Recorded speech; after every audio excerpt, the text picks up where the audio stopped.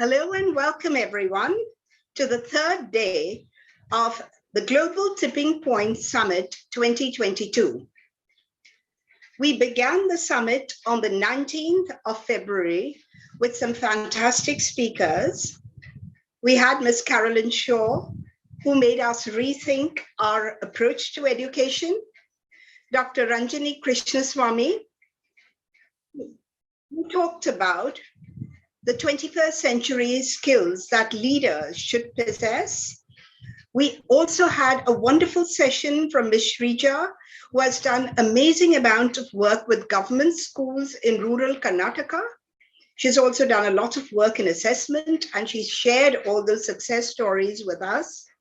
And then we had a panel discussion on assessment and moving from formal to informal progressive assessment. That panel was led by Dr. Atul Nishchal, and the participants gave us some amazing ideas for a new assessment pattern. On day 2 of Gtps, on the 20th, we began with Education Through Nature, once again ably chaired by Mr. Bittu Saigal, who is known as one of India's leading conservationists. We then had a session on education through the arts, and then one by Nupur and her husband Richard on education through sports.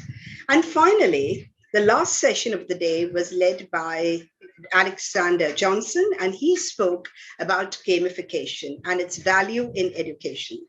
So we've had some amazing speakers, and I hope that all of you who are here today have attended those sessions. If you haven't, the recordings are available on our website, gtpsforchange.org. 4 is number 4, the numeral. Today, we also have an amazing lineup of panelists.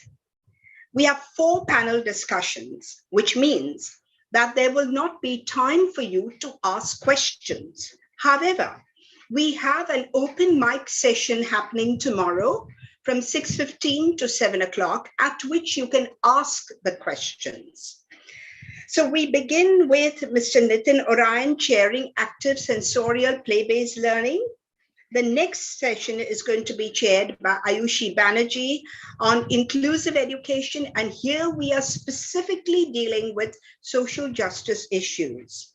After which the third panel will be talking about differently abled children and how we can really make our our classrooms inclusive. And we end with a very, very interesting session on social, emotional, and ethical learning chaired by Mahira Goyal. So enjoy the feast of ideas that come up, and please keep your questions for tomorrow. I now hand over the proceedings of the evening to Professor Nina Nair. Nina, take over. Thank you so much.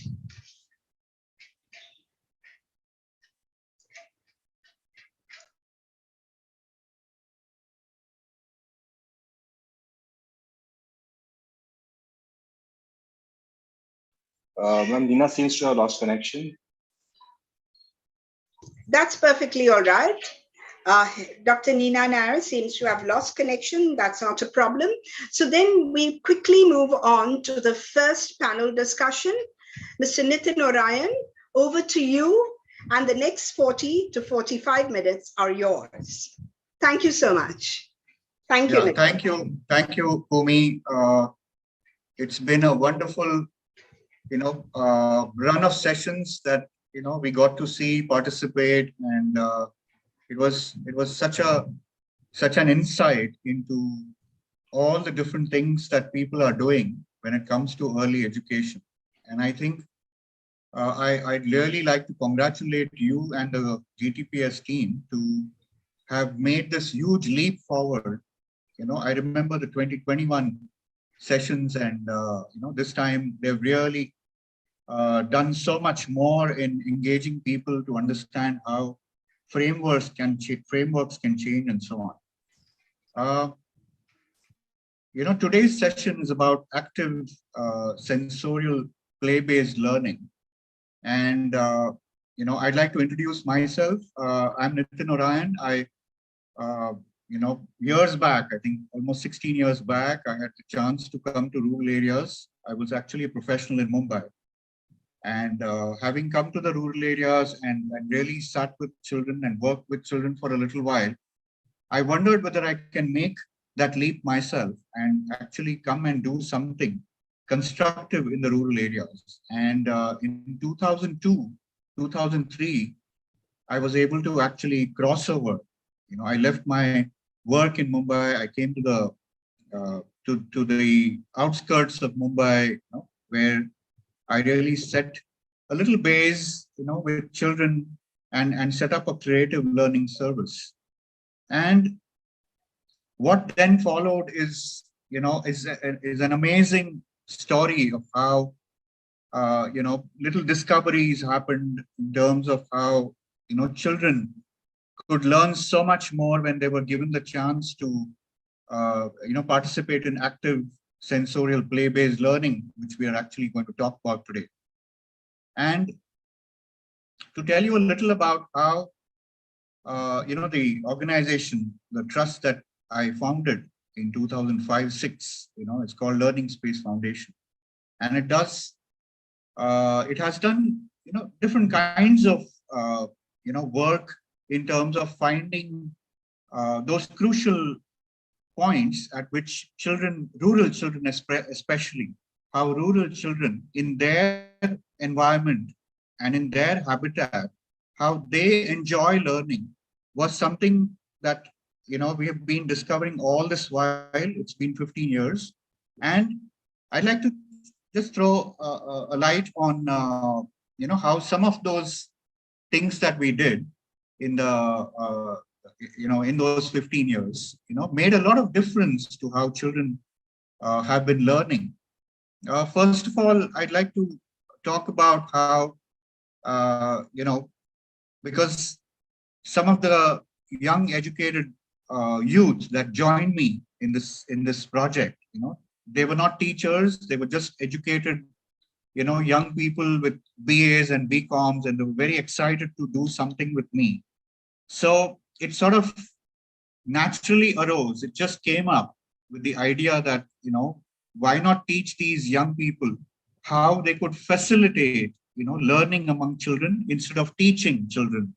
And so we really did experiment on how young people can, facilitate just by, starting a topic, throwing a little concept, or a project, and how children can be motivated to discover something on their own. So facilitating became a way for us to go forward. And I think a lot of us now agree that facilitating is the way, children learn best. We also at the Learning Space Foundation, had the opportunity to do large outreach programs in Zilla Parishad schools and in the Anganwadis. The Anganwadi is referred to for the pre-primary school in the rural area, is referred to as the Anganwadi. So whether it was the pre-primary Anganwadi or the primary Zilla Parishad school, we really had a chance to outreach to hundreds of schools on the outskirts of Mumbai and the Thane and Palghar districts. And much of our way of going forward was using self-expression, allowing children to really do what they like to do, use color the way they thought, they love to use color, without forcing them, without, really pushing them in one direction, but allowing what they like to do best. And then, of course, we also had a bit of opportunity to use concepts and give them projects. And it's wonderful to see that in the last 15 years, we've had little children, I remember way back in 2005 and 6, when children at the age of 11 and 12, or even younger, have had the opportunity to grow up in that way, as we shared them the ideas of, individual expression, opening for them the window of the world and so on. And many of them have grown up to become amazing individuals who have, done a lot of higher studies. They've joined the mainstream. So it's a great opportunity for Learning Space Foundation and for me to have spent the last decade and a half working with early and primary learning children. I'd also really would like to mention that I have a wonderful group that is going to speak on the topic. And as I was discussing with our group about active sensorial play-based learning, what struck me is that so many of us are trying to, or understanding, and therefore trying to bring in something more than just what meets the eye. For example, it seems like many of us are now thinking, whether we should encourage intuition in children, whether we should talk about a little spirituality, minus the religion, of course, but spirituality in its sense of really bringing in those intrapersonal skills in children and so on. And I'm really happy that I have some wonderful, dedicated and visionary educators who are going to now, engage, the rest of the time, speaking about their schools, their systems, how they have really applied active play-based learning in different ways. I'd really like to start with our first speaker, Dr. Anju Chaso is the former director of the Mahatma Gandhi International School, which is also in short called the MGIS. It's an internationally renowned, she's an internationally renowned teacher trainer. She's, been the creator of the generated resources learning, which is now used by the national boards and the Tata Institute of Social Sciences and the Kendriya Vidyalaya Sangathan. So, Dr. Anju, I think, has been doing some amazing work through the MGIS for foundational years and developing learning concepts for children to use, to use their bodies, their expression, and so on. And I'm particularly drawn to her work because she focuses on developing the faculty of intuition in children. So I'm really eager to listen to what Dr. Anju has to share today. So over to you, Dr. Anju. Thank you very much, Nitinji, and good afternoon to everyone. It's indeed an honor to be with all the participants today. So I'm Anju Chaso. I'm based in Ahmedabad, and I co-founded the school called Mahatma Gandhi International School, which is run under the Ahmedabad Municipal Corporation. It's under a trust.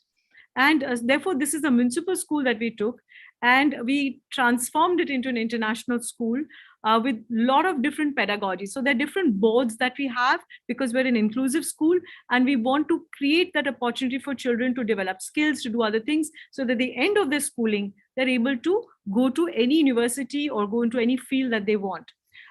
So when we started the school, the idea was to use all the available resources and to say that India is not really a poor country. If we use the resources that we have in the context that we have, then very excellent learning can happen in a qualitative manner. So let me begin with my presentation today. And one of the things, of course, because the focus today is about multisensorial learning. So I'm going to focus more on that. And I'll just begin the slideshow, and I hope you can see it. You can see that, Nitinji? Yes, okay. So, we are talking a lot about senses and pedagogy. So let me take you just through some simple examples of practice. Here you can see that young children, whether they are in early primary, primary, or secondary, we are using the same multisensorial pedagogy. So you can see children in the kindergarten feeling parts of the body, their eyes are closed, they're using a lot of the tactile sense, which is often not used in traditional or conservative classrooms. But similarly, you can see older children also learning, to use a tactile sense to guess the structure of an atom. And this is a game that they're playing. So one of our mottos was make it a game. We don't use textbooks in the school. We never have. But the children learn by doing things, engaging with their environment and doing projects. So you can see also that the use of space is there and use of very simple materials like plasticine, etc., to actually learn. So even difficult concepts can be learned through different senses. Here you can see that the floor is a very big space. Now, we are a very small school in the heart of the city. Our spaces are very small. So a lot of innovations that we did came about because of our constraints that we had, since this was a municipal school building. So here you can see that the children are making the world map on the floor. These are, grade 3, grade 4 children. But it's not just the making. After that, this becomes a giant board game that they can play on. Similarly, older children, they are learning, they are doing the atom dance. So they are electrons of an atom. And in fact, the choreography that they're doing is to show the nature of that particular atom, and the other children are guessing and observing. So always using very simple materials, which is really the body, the space as resources in learning. Now, these are not standalone things. We're not just using different senses through activities. These are all under always an umbrella of a project that children choose to do or they vote to do. So one of the projects is, of course, the cafeteria project, because this is something very profound for human beings. We're connected. We connect to our bodies through the food. We connect to our culture, to our stories through the food. So here children are, of course, engaged in finding out who likes what kind of food, doing surveys, data collection. That's how they generate their own data. This is not artificial data which is given. Then they're deciding on what's healthy food, what are the choices we can make. Then they want to make it. So they're calculating the proportions and volume and weight and measurements, profit and loss accounts. So they actually borrow some money, they go out, they make the purchases, they come back, they sell it. So everything, a whole range of things is done, including marketing and then reflection. So it's completely multidisciplinary and multisensorial, because a lot of subjects, from languages to sciences to hygiene, and this is again from kindergarten children who will make very simple food items, making a fruit bowl or a salad or something like that, and going on to older classes who are making not just complex foods, but the learning which is around it is very important. So for us, it's a process. It's the mapping the learning which is under a project and within an activity. And here again, you can see children are doing very many things. For example, they are learning how to sense the food. Cafeteria is also because all the 5 senses can be used there, gustative, olfactory, multisensory, etc. So other kind of projects can be, for example, indigenous musical instruments. So this is another example where they are exploring through available musical instruments, which are organic, made from everyday materials. And the idea is to make your own toy or your own musical instrument at the end and play an orchestra. So here, of course, all the exploration processes, experimenting with it, even experimenting with the vibrations of their body, mindfulness, all those things are integrated. And then you can see that even the assessment can be making your own musical instrument. Now here, you can have any kind of task. It's not the outcome which is assessed. It is the processes of reflection, understanding. So it can be related to science. It can be related to languages, to culture, humanities, the history of musical instruments, the materials used, poetry, the wavelength and frequency of the sounds, etc. So all these things become very easily integrated under a project, and it's always using different senses in order to learn. And in the end, of course, they're very joyfully making their own orchestra. Now, the other thing that we are speaking about is intuition. So it's not just the 5 senses. We're more than 5 senses. And let's say that intuition is a very important sense of our being. So here you can see teachers are actually connecting to the tree to receive answers from it. They're doing psychometry, which is reading different objects. They're using energy techniques to make career choices and doing guided meditation. In fact, older children are making younger children do guided meditation. So these are all different techniques to access a different part of ourselves to receive answers. In the end, I'd like to say that I would like to end with a poem written by my daughter, Tara. Tara is no longer in this physical world, but she is definitely there in a non-physical way. She left this physical world in 2014, and it was a very sudden departure. But her poem is something which is a guiding force for all of us. I leave you to read this, and I feel that fundamentally, The quest of who am I is the most important space that we need to open up in education. And that can happen if you allow children to connect with themselves and their environment in meaningful ways. Thank you very much.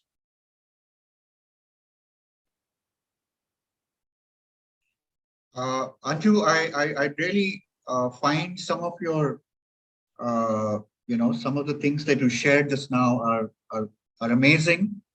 And it seems like some of these things can perhaps turn into online workshops or something like that. Would you like to talk about, offering some workshop in maybe how to build a cafeteria for children, or how they understand healthy food, all this to learn at the early age is an amazing thing for children. Yes, sure. I'd be very happy to do that. And I have been, my main work is as a teacher trainer. I've specialized with my doctorate in education as teacher educator. And our center is also a teacher education center. So anybody wants to come here, or if you want me to do if people are interested, I'll be certainly very happy to run any kind of workshop for participants for learning this project-based multisensorial learning. The hundreds of projects that we have done. I just, in the short time that I had to just give you a glimpse of the kind of work we're doing. But I think what I want to say is also that, joyful experiential learning is not just for young children. It's actually something that we need to continue all throughout, because all children always benefit. And it's always easy to do.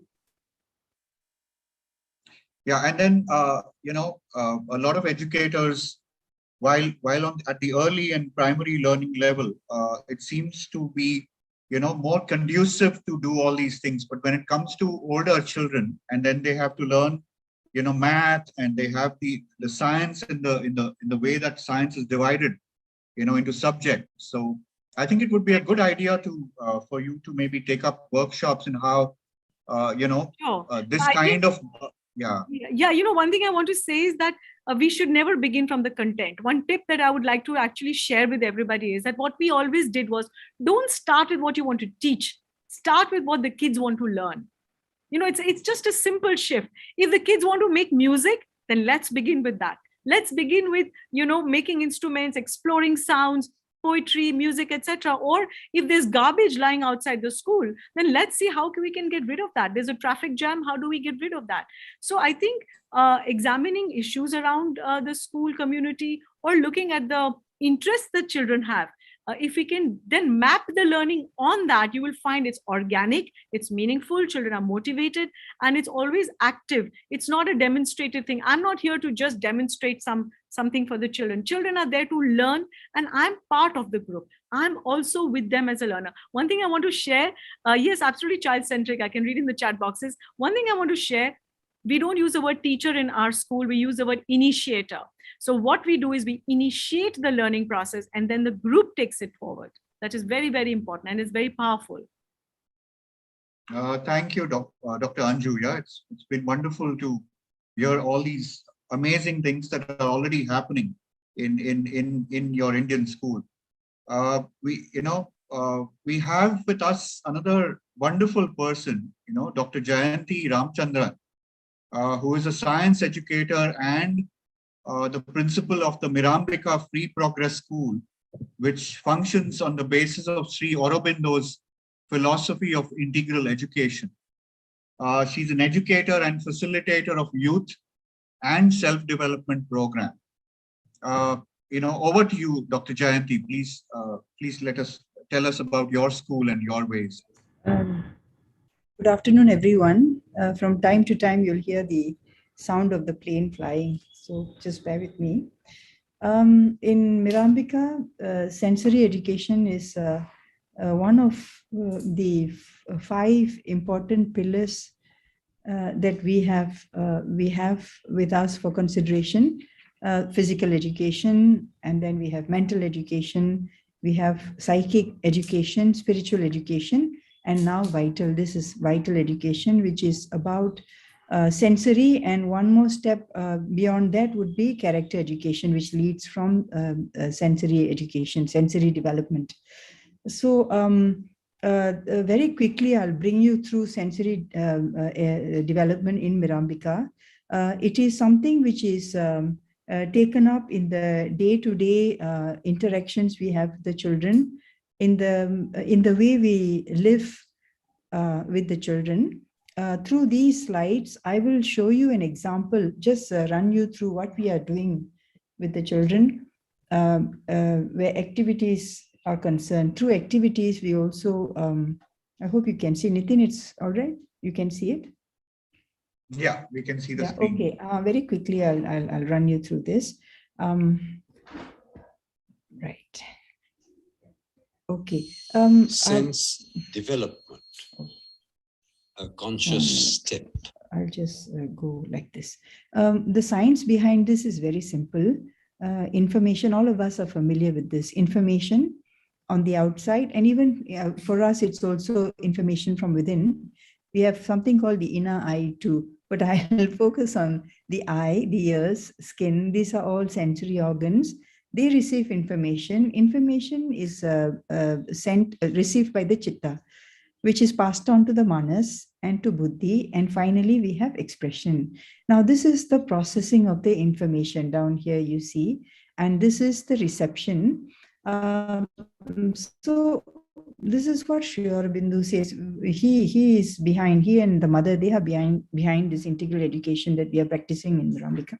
And he says 2 things that are needed of the senses are accuracy and sensitiveness. This and sensitiveness. Why is that a focus? Because there is always a chance for distortions in the information, and these take place due to many reasons. This we experience in our own lives, and we very much see in all our children's lives also. Distortions come in many ways. I'll run you through them. Physical defects are there. These defects can be corrected through surgery or whatever other means. Then we have defects which come through nervous, emotional conditions. For example, there is a rope on the floor, but because of our previous association with the snake, and perhaps a not so good relationship with it, or with the thought of a snake, now this previous emotion about the snake is superimposed onto the rope, and the rope is falsely taken to be the snake. So this is one defect, where the external information is coming into this being in a distorted fashion, and the cause of it, nervous emotional defects.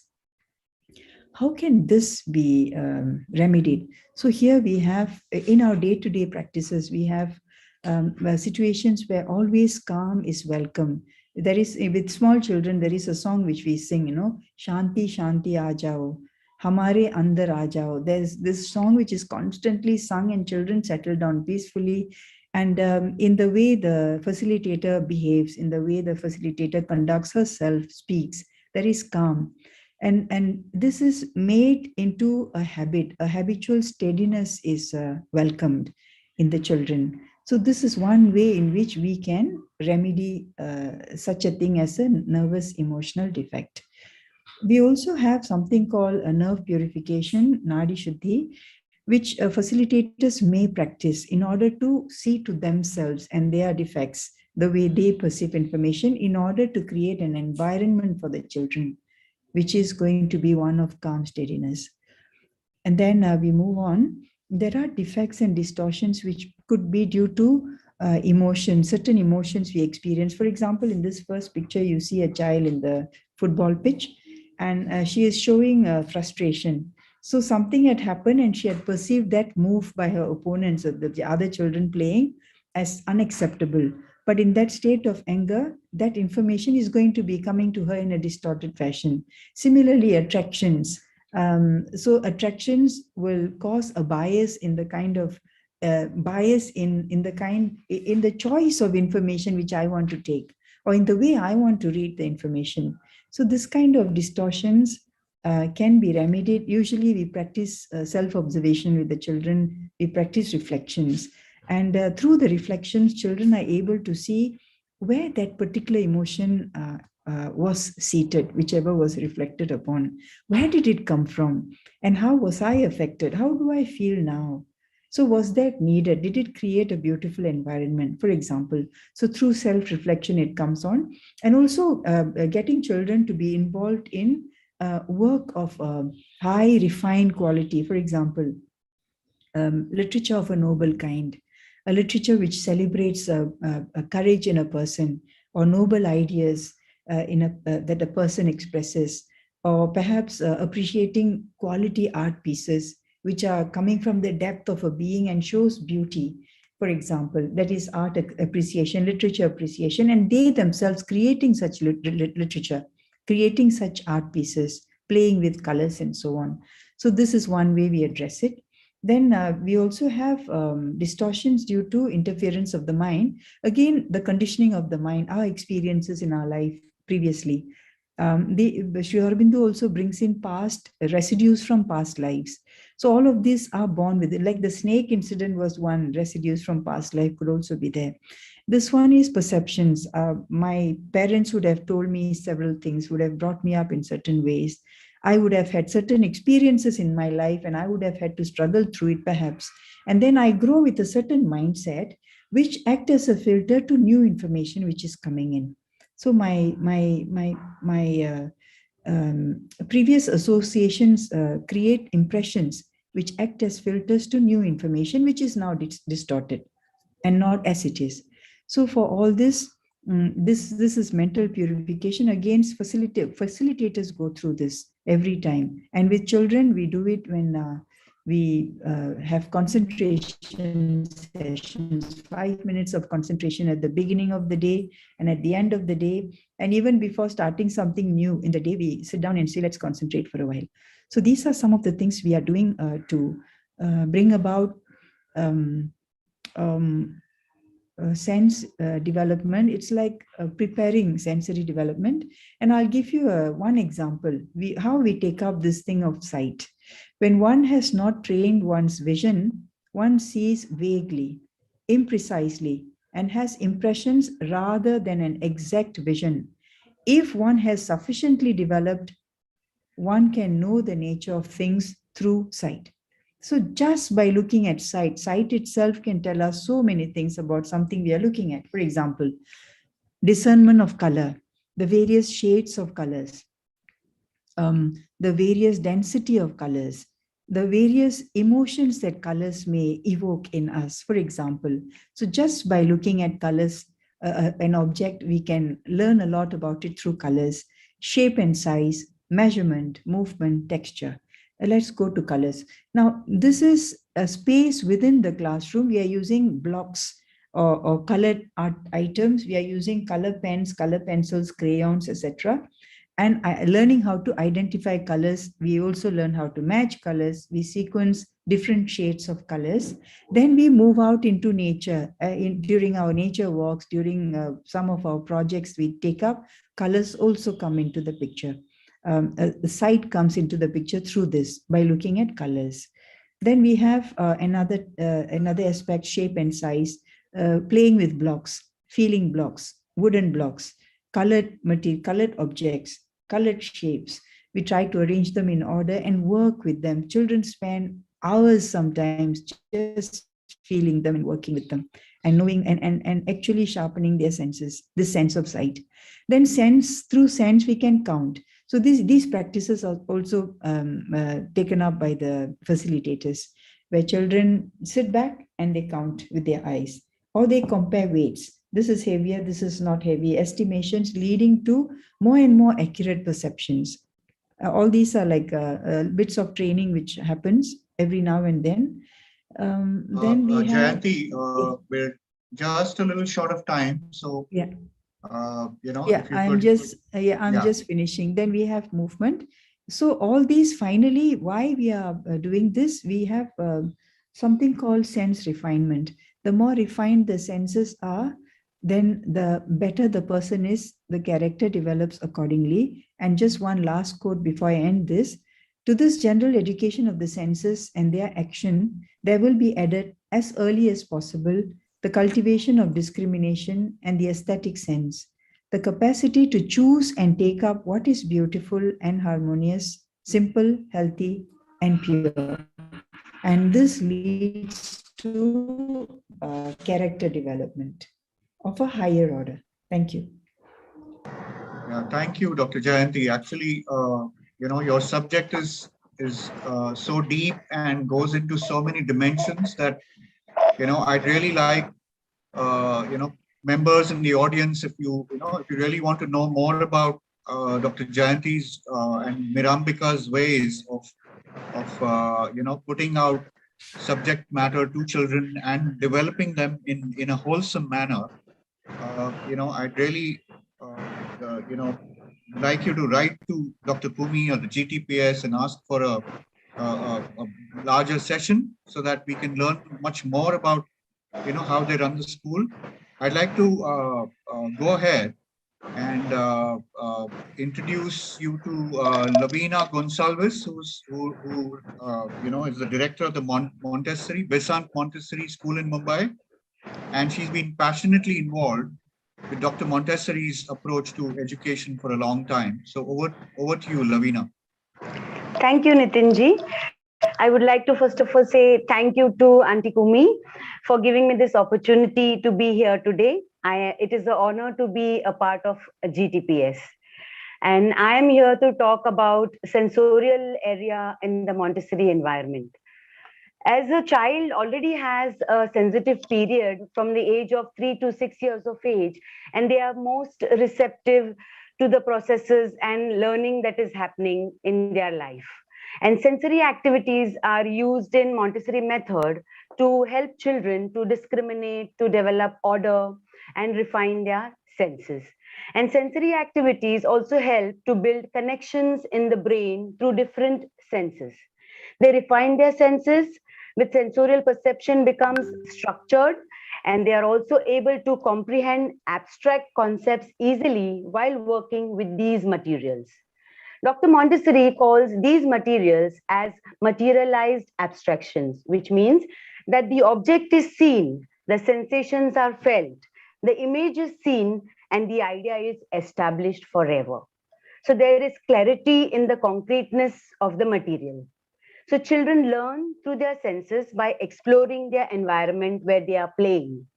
Sensorial activities also help develop their motor skills, classify objects, and also organize differences as well as sameness.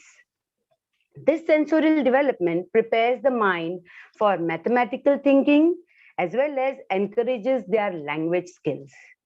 Sensorial work plays a very vital role in the development of the whole child because they are interacting as well as experiencing the world around them, settling them up for success in further education for life. Dr. Montessori believed that to stimulate children's imagination, you have to give them real objects, real understanding of the world. So each material in a Montessori environment is focusing on one particular aspect or one particular physical property. So in Montessori House of Children, as it is called, and not a class or a school, sensorial material has been meticulously designed to introduce and develop everything that can be perceived by using your different senses. The material used are strengthening the child's senses, and they are the ones that he has never seen before. So he relates to the world before they know, and he also knows about the material when he tries to handle it, what is the purpose of that. And the control of error in this material itself is in the material, so the child can solve and do it, correct himself by himself only. He doesn't need an adult's intervention. So material is also one set in the classroom. As you can see over here, there are tasting bottles which enhances your sense of taste. And there are thermic bottles, which is a sense of temperature. So the child comes to know the language of hot, cold. Then you also have other material that is called mystery bag, where the child feels the solids in his hand. So he's also using his sense of touch. Then we also have smelling bottles. That is their olfactory smell, olfactory sense they are using. The next is the sense of barrick. Next slide, please.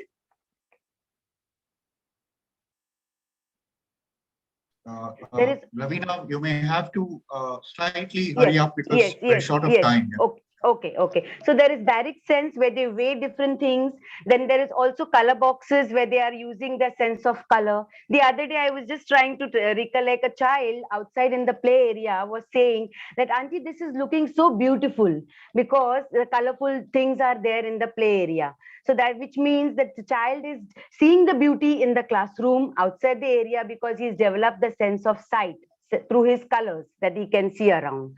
So that's why we depend on our senses with regard to movement, regard to protecting ourselves, with regard to using our senses indirectly to appreciate beauty. Okay, so this is what all about we can see in a classroom Montessori method where we are working at Besant Montessori School. Thank you so much. Yeah, thank you, Lavina. Actually, I'm sure Lavina has had a lot more to say. Yes. I'd like to very quickly, present Sudarshan Sonaune, who in fact is a rural, educated youth, who has over the years really developed his ability to connect with early and primary rural learners and has been running a very, very beautiful project, which started as actually a corona, pandemic relief education project. But now, it has really developed so well. And Sudarshan, I hope you can, very quickly run through your presentation.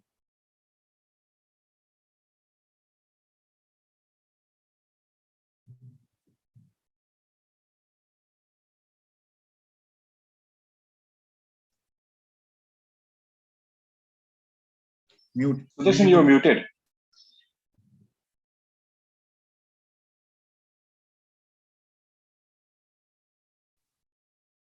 Okay. Yeah. Now you're audible. Yes. Okay, corona pandemic ने हमें जो एक project शुरू किया था उसके बारे में हम आपको बताना चाहते हैं। एजुकेशन एट योर डोरस्टेप हमने प्रोजेक्ट शुरू किया था specially for rural and remote area बच्चों के लिए, और उसमें हमने active sensor play based learning में जो फोकस किया है उसके बारे में बताना चाहता हूँ मैं। आप देख सकते हैं जो नेचर में आप ऑब्जर्वेशन कर रहे हैं बच्चे, तो पूरे उनको एक फील करने के लिए हमने छोड़ दिया कि आप नेचर को फील करो। और नेक्स्ट स्लाइड में आप देख सकते हैं जो वेटिंग स्केल रहते हैं जो हमारे टीचर ने शॉपकीपर से बोरो करके लाए हैं, और उस तरह से कि हम शॉपकीपर जो शॉप में जो चीजें रहती है वो सिखाना पड़ता है, तो वो बच्चे खुद से सीख रहे हैं और वो चीजें भी बच्चों ने खुद से लाई है। एक स्लाइड में एक पिक्चर में आप देख सकते हैं कि बच्चा खुद से एक दूसरे बच्चे का एक मेजरमेंट कर रहा है। तो इस तरह से हम एक एक्टिव बेस्ड लर्निंग के थ्रू बच्चों के थ्रू ही उनको समझ में आना चाहिए, इसलिए वो खुद से एक एक्टिविटी के थ्रू वो खुद समझ जाते हैं। दूसरा आप देख सकते हैं एक सेंसोरियल एक्सपेरिमेंट है। लास्ट वीक में हमने एक म्यूजिक पे एक सेशन लिया था, उसमें आप देख सकते हैं बच्चा खुद से एक जल तरंग बना रहा है।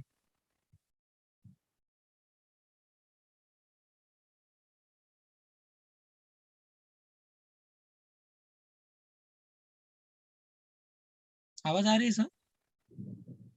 नहीं, I think your computer audio is, it's all right, no? Sudarshan, go ahead. Yes, sir.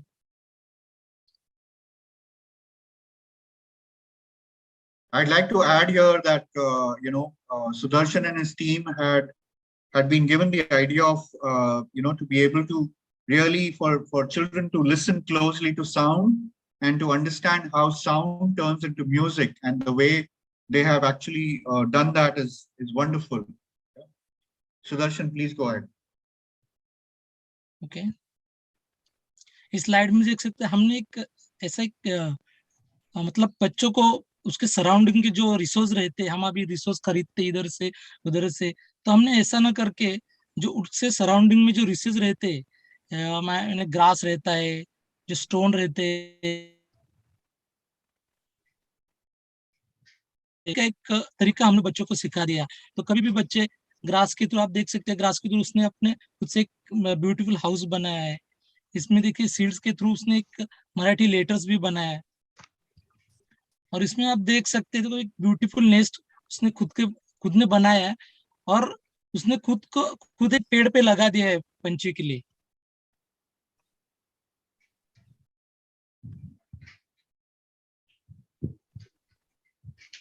तो इसमें देख सकते हैं हम development social emotional ethic learning के थ्रू हर एक बच्चे पे ध्यान देते हैं, और उसको कैसे मतलब उसको मैथ्स, उसका सोशल साइंस, उसमें उसका लैंग्वेज, एक सब एक लेसन में आके उसके थ्रू हम उनको पढ़ाते हैं। एक पूरा मतलब एक्टिव बेस्ड लर्निंग पे हम एक कंसंट्रेशन करते हैं। हमने लास्ट दिवाली में देखो खुद बच्चों ने एक कंदील बनाया है दिवाली का, और इस जो आप रक्षाबंधन में राखी बांधते हैं वो खुद बच्चों ने बनाया अपने पेरेंट के साथ मिलके। और एक हम डिजिटल वे भी एक यूज करते हैं, जो हम देखते हैं कि रूरल और रिमोट एरिया में वर्ल्ड वाइड उनको इतनी जानकारी रहती नहीं, तो हम डिजिटल थ्रू उनको एक वर्ड से कनेक्ट करते हैं। तो इस तरह से हम एक डोर स्टेप प्रोजेक्ट उनके डोर पे, मतलब उनके घर पे जाके उनके सराउंडिंग में उनको एक एक्टिव बेस्ड लर्निंग के थ्रू हम को पढ़ाते हैं। Thank you. Thank you, Sudarshan. I think, on the whole, Dr. Anju, Dr. Jayanti, Lavina, and Sudarshan have put out wonderful ideas here. And I think going forward, we'd really be happy to, hear more from all the audience. If there are any questions, we can answer them tomorrow. And we really are so happy and, proud to be part of GTPS. Thank you, Dr. Kumi. And I think you can go on to the next session. Thank you so much. Thank you, Nitin, and thank you, team.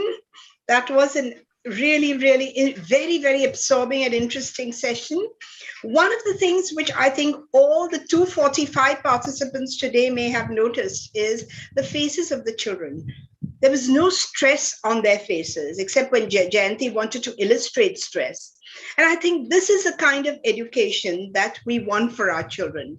So the ideas are fantastic, and the speakers are very, very generous with their time and their expertise. All of them, I think, are ready to offer webinars, and those webinars will be advertised on the GTPS website after the summit. So please join us and take advantage of the knowledge and expertise of these wonderful educators. Thank you very much. Over to you, Nina, and thanks, Nitin, for chairing it so ably. Thank you, ma'am. The joy that learning should be, ideally for every child, is perhaps at the heart of the GTPS Summit. And we just experienced that in the panel discussion that we just heard and witnessed. We move on to the next discussion now. If hope is the engine of all change, then education is the fuel that drives the change. And our next panel discussion on inclusive education embraces the vital idea of social justice in the areas of gender, ethnicity, class, and caste. And it is with great pleasure that we invite Ms. Ayushi Banerjee, co-founder of the Gender Lab. Gender Lab works with adolescents and youth to question existing gender narratives through community action. She is also a fellow Acumen India and a trained creative facilitator. Welcome, Ms. Banerjee, and over to you. Thank you so much, Nina. Hello, everyone. My name is Ayushi. It's great to be here, although I can't see everybody else, but it's great to be here and to start off this conversation on inclusive education. We have a very interesting set of people with whom I will be having a conversation today. Each of us, I think, bring very different practices and approaches towards inclusive education, and I'm excited to hear more from them. And without too much delay, I hope everybody is here. I'm going to quickly introduce them, and I'd request the team to make visible whoever as I'm introducing. So we have with us Ashok Rathod. Ashok is the founder of Oscar Foundation that has been using football and sport towards empowerment. Ashok, welcome. I hope that you are here and you can hear us. Hello, Ayushi. Yes, great. Along with Ashok, we also have Prasad. Prasad is using theater. He is a teacher, artist, and subject coordinator for performing arts at Chhatrapati Narsi School. And he will be sharing more from his perspectives on theater. Joining both of them is Juhi. Juhi is a senior consultant with an education consultancy called Aparna Bhasin Consultancy. She has been working extensively in curriculum design, building capacity and devising strategy for schools, NGOs, former Teachable India Fellow. Welcome, Juhi. So great to have you here. Hello, good afternoon, everyone. And finally, we have Babar Ali, who is founder of the Ananda Shiksha Niketan in West Bengal. And he's a TED speaker, he's a fellow, and he has some very interesting stories from the ground to tell us, having been on field from a very young age and empowering his community. And lastly, there's me. Already been introduced, but the reason to share some of these pictures with you as we are introducing the speakers is that these pictures to us represent in some way what inclusion and social justice look like on the ground. So with that, I'd like to welcome everyone and maybe get the conversation started. And I will maybe head to Ashok. If I'll just stop sharing my screen 1 second. Great. So 2 quick questions that we'll be exploring with each of the speakers. One is if each of us can share about the work that we do, why we think it's meaningful for children to engage in such kind of approaches, and what does social inclusive education and social justice look like in your field of work. Ashok, over to you. Yeah, thank you, Aishi. Thank you for giving me this opportunity. So I run a NGO called Oscar Foundation, and we use power of football to bring all the children and youths together from the low-income communities from across the India and give them a life skills about team building, leadership, gender equality, health and hygiene, discipline, then positive thinking, so communication, listening, all that values, life skills we teach through football. And it's very important that why we do this program, because the children, like when we started this program, I saw that many of the children, their parents, they're telling the children to go to school, but children were not listening. They were saying कि हमको नहीं जाना है school, school में ठीक से पढ़ाई नहीं होती है, नहीं समझ में आता है पढ़ाई, फिर उनकी लाइक तो मैंने सोचा कि क्यों, मतलब मैं क्या ऐसा करूं, अलग करूं जिससे ये बच्चे समझ में आए, बच्चे को समझ में आए कि स्कूल जाना जरूरी है. तो I realized that every children love playing sports, so I thought that I will teach them football, and which is these children want. So through that football, I bring them together, started teaching football to them. Then I saw that the children don't want to play together because of the caste and religion. So they were saying Hindu, Muslim, then Maharashtrian, Bihari. So ऐसे सब चीजें हो रही थी जिस वजह से वो लोग खेल नहीं पा रहे थे. तो मुझे लगा कि क्यों ना पहले एक मतलब इनको डायरेक्टली एजुकेशन के बारे में हम बताएंगे तो ये लोग वो नहीं आएंगे. और football is all about team game. तो first we need to bring them together, build them leadership, team building in them. So those who were discriminating, I was always putting them in the same team, and then they become a good friend. Their game was improved. They forgot about their caste and religion, and like that, they learn these messages. And then after that, we thought that girls also need to play because these girls, 10 to 12 years girls, they work so much for their family and they don't get chance to play. They don't get chance to go to school. So then we told them that, okay, now you need to bring your sister to play. So then we made that rules. So then they started bringing their sister on the ground. So like that, these boys' thoughts also changed. वो लोग को लगा कि लड़कियां भी खेल सकती है, और लड़कियों को खेलते खेलते उनमें इतना कॉन्फिडेंस बढ़ा कि वो उनको लगा कि वो लड़कों के साथ भी खेल सकती है, उनसे भी अच्छा खेल सकती है। और देन ये लड़कियां इंटरनेशनल ट्रैवल की, डेनमार्क गए, इंग्लैंड गए, रशिया गए, और ये लोग मैचेस जीत के आए। और आज वो लोग, पूरे कम्युनिटी की सोच बदली। और वो पेरेंट्स जो अपनी लड़कियों को शॉर्ट्स टी शर्ट नहीं पहनने के लिए मना करते थे, आज पेरेंट्स अपनी लड़कियों को लाते हैं और बोलते हैं कि हमारी लड़कियों को भी फुटबॉल की सिखाओ, उनको नेत्रावती जैसा बनाओ, पूनम जैसा बनाओ। तो इस तरह से हम लोग, फुटबॉल बहुत जरूरी है, क्योंकि बहुत सारे लाइफ स्किल्स जो रियल प्रैक्टिकली सीखते हैं, टीम बिल्डिंग को, रिस्पेक्ट करना। इवन वो लोग हार गए तो वो लोग अपने आप को अप्रिशिएट करते कि कोई बात नहीं, नेक्स्ट टाइम जीतेंगे। तो इस तरह की सोच भी आना बहुत बड़ी बात है। और मुझे लगता है कि टीम स्पोर्ट्स गेम्स बहुत जरूरी है सारे बच्चों को। Great. Thank you so much, Ashok. Prasad, are you saying something? I was just thought I'll just take off from where Ashok ended, if that's all right. Yeah, go ahead. So Ashok very interestingly ended with how team sports and team activities really help get groups together or mindsets together. And I think that's where probably the work sort of that I'm doing. So I thought I'll just, plug in from here. So when I started off with theater, there was no intention with respect to inclusivity and having everyone given a equal opportunity. जब मैंने शुरुआत की थी तो it was first doing theater, and because the theater group that I work with, we focus only on creating performances for young audiences, that is up to the age of 18.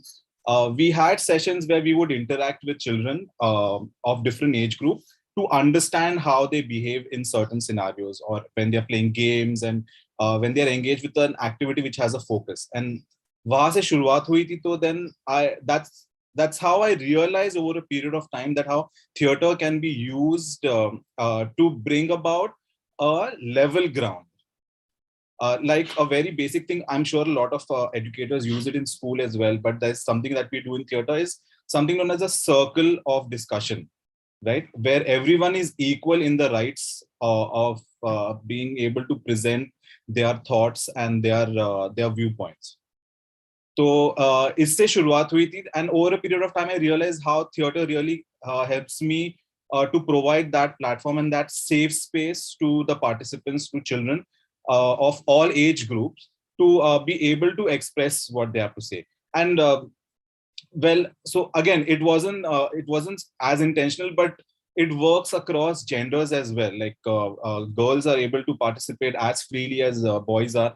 And so through these activities or theater-related games that I conduct, I'm able to give them an opportunity to showcase a scenario that's probably bothering them in their life, or in that particular circle, or that strata, or that economic strata per se, and then how everyone is able to pitch in with an answer or a solution to that.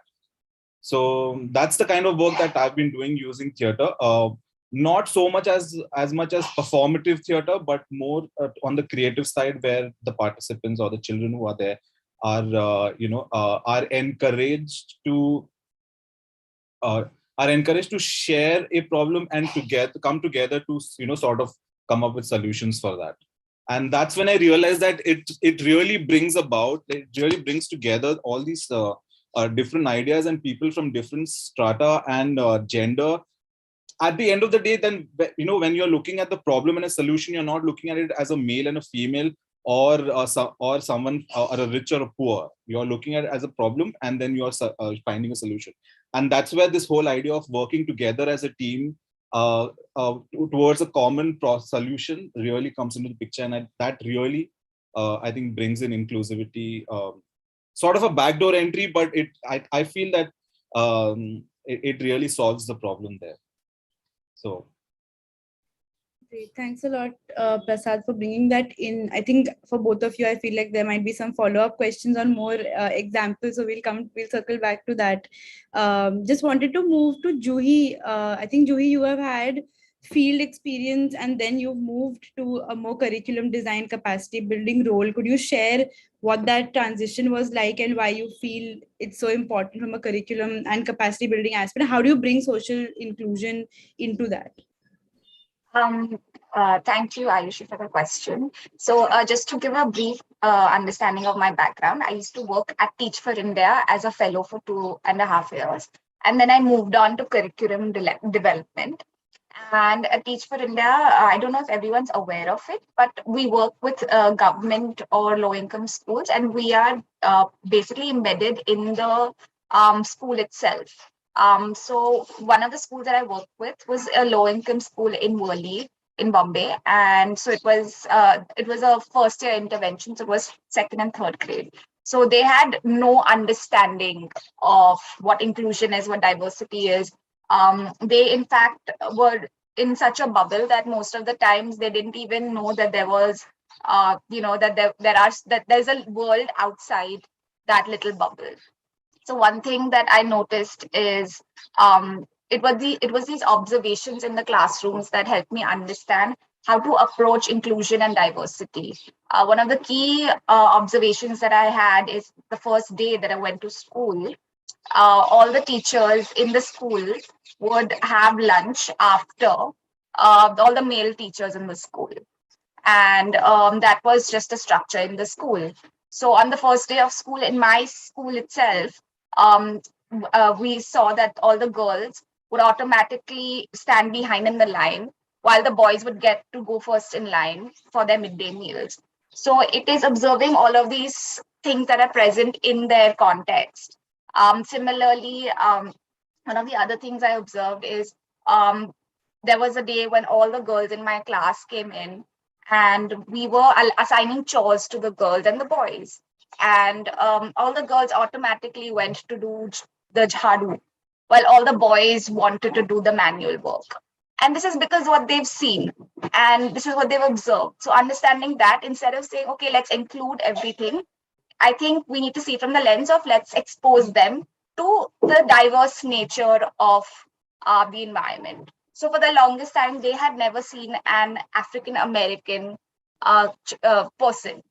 So whenever we used to put or show them movies with African American people, they just didn't know who they were, and some of them would get scared, some of them would just question it. So I think from all these experiences, one thing that I took away is, instead of saying, okay, let's include X, let's include Y, is exposing students to the differences of the world and exposing students to diversity. Because I feel like diversity is the first step to inclusion.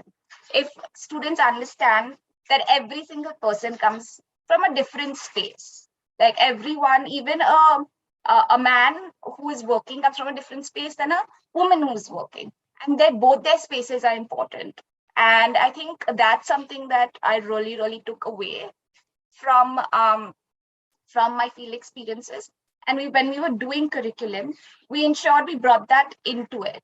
So when we were suggesting books, when we were suggesting read alouds, when we were suggesting the kind of work they can do in the environments, we made sure that we put things that, number one, they felt like they were being represented, because a lot of times all the kids would see were Bollywood movies and would read texts that were somewhere in America or somewhere in England.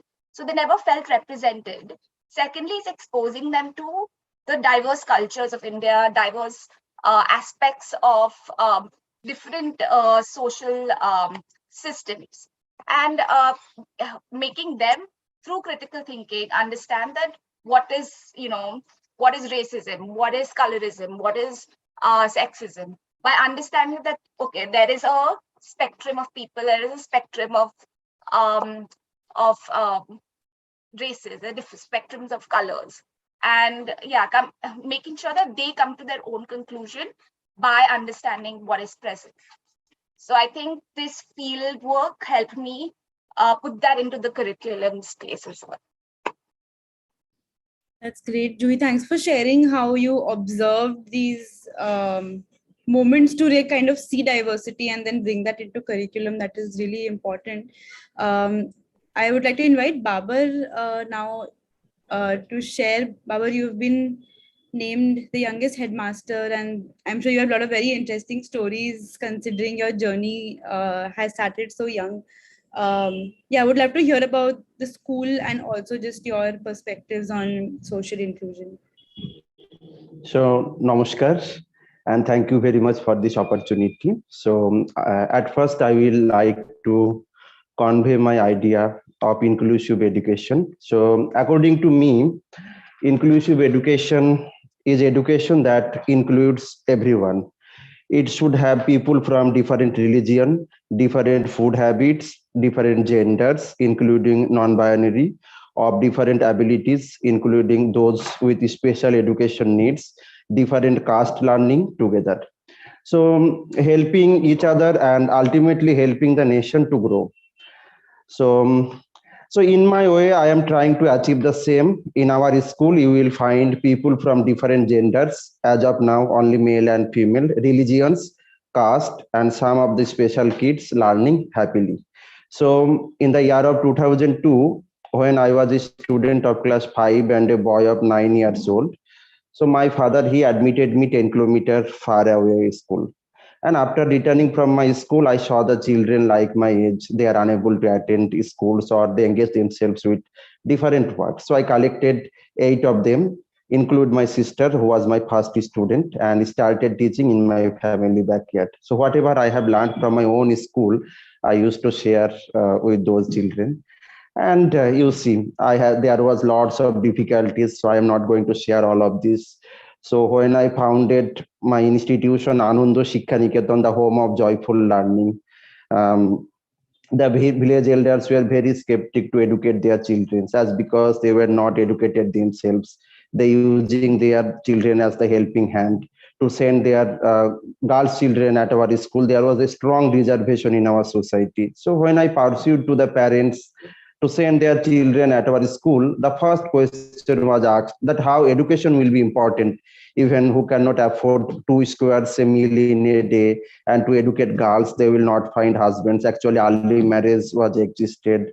Not only that, there was a religious biasness, lots of societal problems were there. So, however, last 19th October 2021, we completed our 19 years of journey, and more than 6,000 students has received completely free education from our institution. And not only that, out of them 60% are girls and 40% are boys. And nowadays our former students, after their graduation, teachers training, graduation, post graduation, and teachers training degree, they became the teacher at our institution. And the most important thing is they are mostly they are all girls. So in this respect, the inclusive education we are bringing throughout Anando Shiksha Niketan, and nowadays education for all with equal opportunity. This is my dream, and at our institution, as you already came to know that I am one of the follower of Swami Vivekananda. So his education theory, that is human making education, that is we want that education by which character is formed, strength of mind is increased, the intellect is expanded, and by which one can stand on one's own feet. So we are also trying to give importance on this message also, and we should always contemplate on it and develop within us in 3H, that is development of hand, head, and heart. So yes, so nowadays I am focusing on my goal, that is education for all with equal opportunity across the country. Thank you. Thank you so much, Babar, for sharing that. I think I'll take a quick few minutes to share a little bit about Gender Lab and what does inclusive education, and specifically because we work on gender, how does it show up? I think to me, like in the last few years of working in this sector, I think when I think of inclusion, I think one thing that stands out is the question that, whose voice is least heard. And you will work towards inclusion when you start taking steps that are moving in the direction of making the voices least heard to be heard. And I think that has been at the center of the work that we do.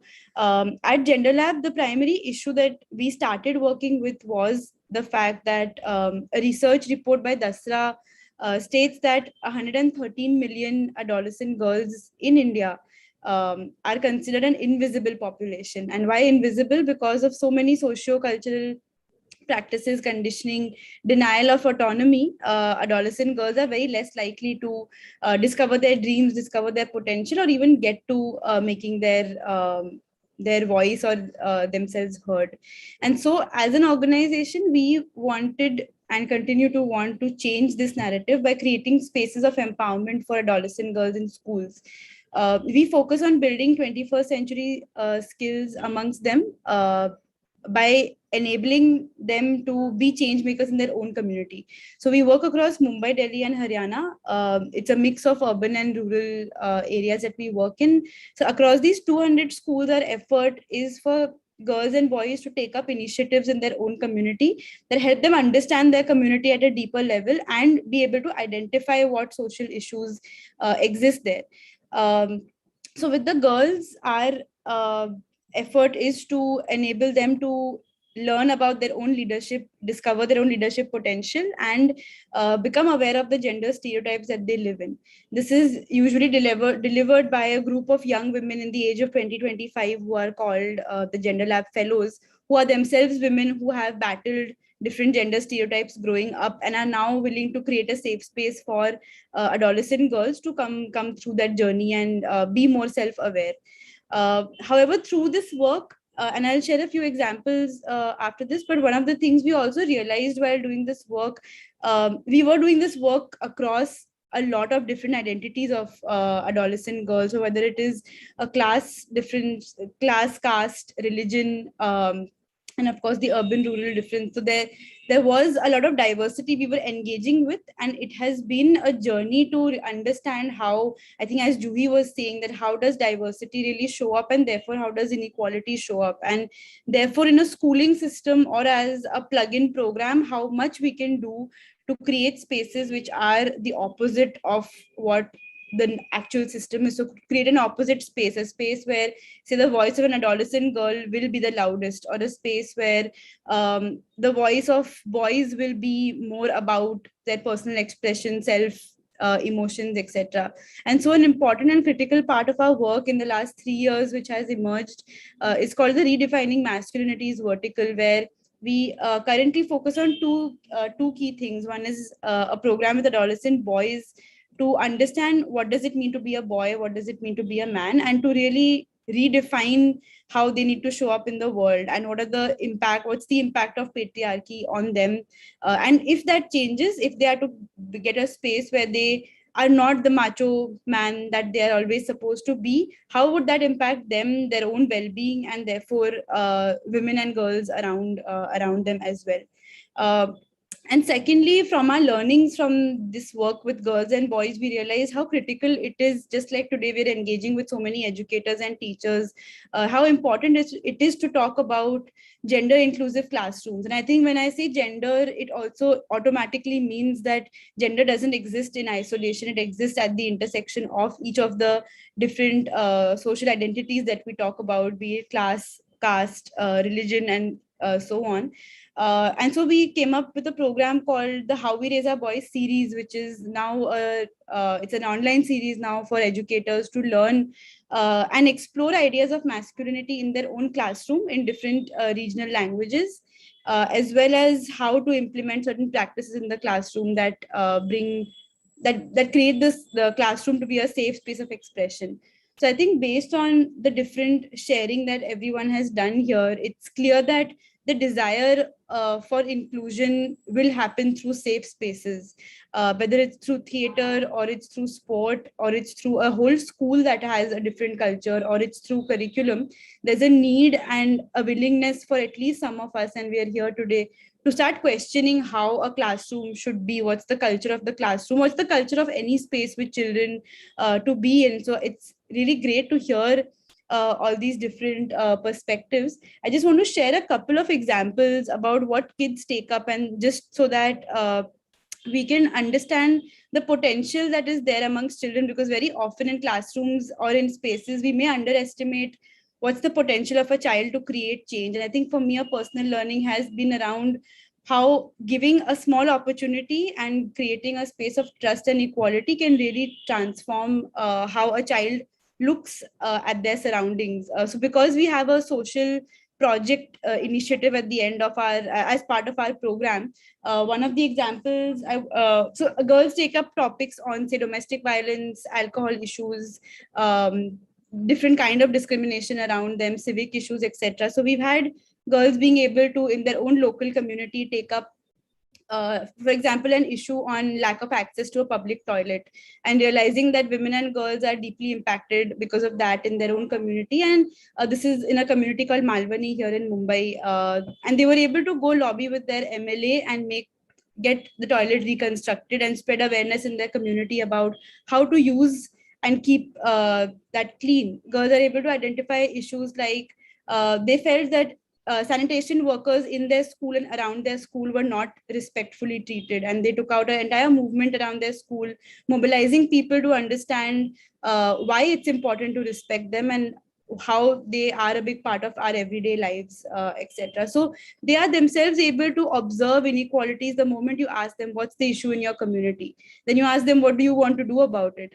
So it doesn't take more than a question and a trustful space to really get children, like Juhi was also saying, to start critically thinking about what's happening around them, and then to make choices which are meaningful to them.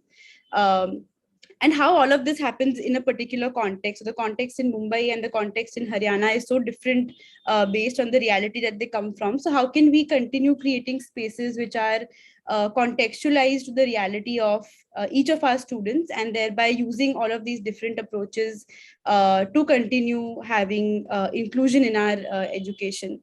Moving on to, I think we have just about 10 minutes remaining, and I do have one question that maybe everybody can share.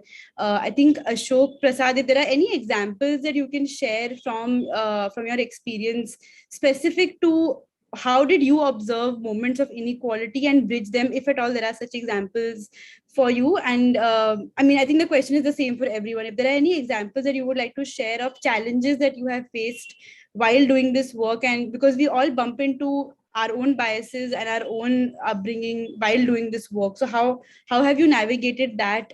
Because as educators, I think that's the most critical part of our work. Yeah, anyone can take it up. Yeah. Okay, Ashok. Yeah. So in the Oscar Foundation, like initially we faced many challenges. Like parents were thinking that why you are teaching football, or why while playing sports, children mind will, like, they only focus on sports, they will not concentrate on the education, like that their thought was. And whole day they play at the home only, like marble or any other games, or roaming around. So they were thinking that is also another sports. They were thinking, but so that was the challenge for initially I faced. But then while playing football, and then the parents realized that children got discipline, and their attendance was improved in school. So their marks, their school result also got improved. And then so the parents' mindsets changed, community's mindset changed. Girls also started getting the opportunities. The one thing is that I noticed while working on this program, like after 6-7 years, because I started with the 18 children, and these 18 children, they realized that they are become like a leader, like a role model, like, because they were started teaching activities to the younger children. So then they were calling them Bhaiya, Didi, like that. So they thought that now we have responsibility that these children, so we don't need to do any bad things, like using bad language or drinking, gambling, all that things. So they slowly they gave up all this habit, and then they become a proper, they calling themselves as a young leader. So they become a role model. So that is, I noticed that one is that they were they realize that which they haven't got, उनको जो नहीं मिला उनके own छोटी सी उम्र में, they wanted to give now best thing to the younger children from their own community. So that is the social justice, I feel that. And then one thing is that in Oscar program, we started selecting based on their talent. जो बच्चे बहुत अच्छा खेलते हैं और उनको हम लेते थे अपने एलिट लेवल का फुटबॉल प्रोग्राम में. बट देन जो बच्चे प्रिविलेज घर से आते हैं उनके भी टैलेंट के बेस पे हमने उनका सिलेक्शन किया. और हमने ऐसा सोचा नहीं था कि ये जो आप देखेंगे लो इनकम कम्युनिटी और प्रिविलेज बच्चे दोनों एक साथ आके खेल रहे हैं और उसमें पता नहीं चलेगा कि कौन अच्छे घर से आ रहा है, कौन स्लम कम्युनिटी से आ रहा है, उनका दोनों टैलेंट. तो ये बहुत कम मिलता है ऐसे देखने के लिए जहाँ ये दोनों क्लास के बच्चे एक साथ मिलके अपने टैलेंट के साथ खेले. तो ये स्पोर्ट्स ऐसे क्रिएट करता है इंक्लूसिविटी इन टुगेदर. तो yes, I'm saying that कि कितना हमको टीम में एक्टिविटीज करा सकते हैं उतना अच्छा है, because that is the real education, I feel.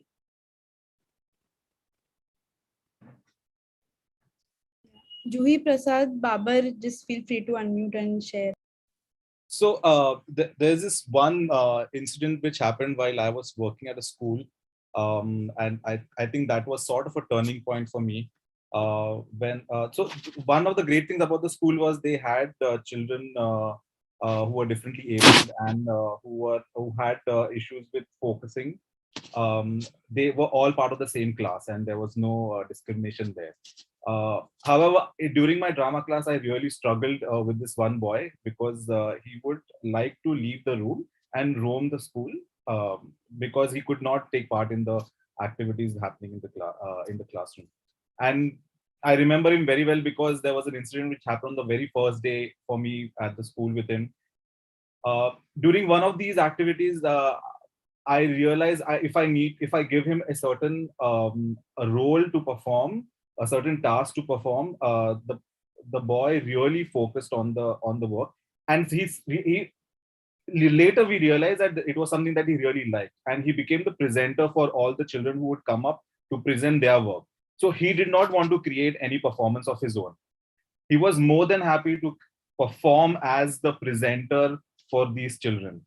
And from that day onwards, it was sort of a change for that boy as well as me as a teacher and him as a student in our drama class, where both of us were starting to enjoy what was happening in the class.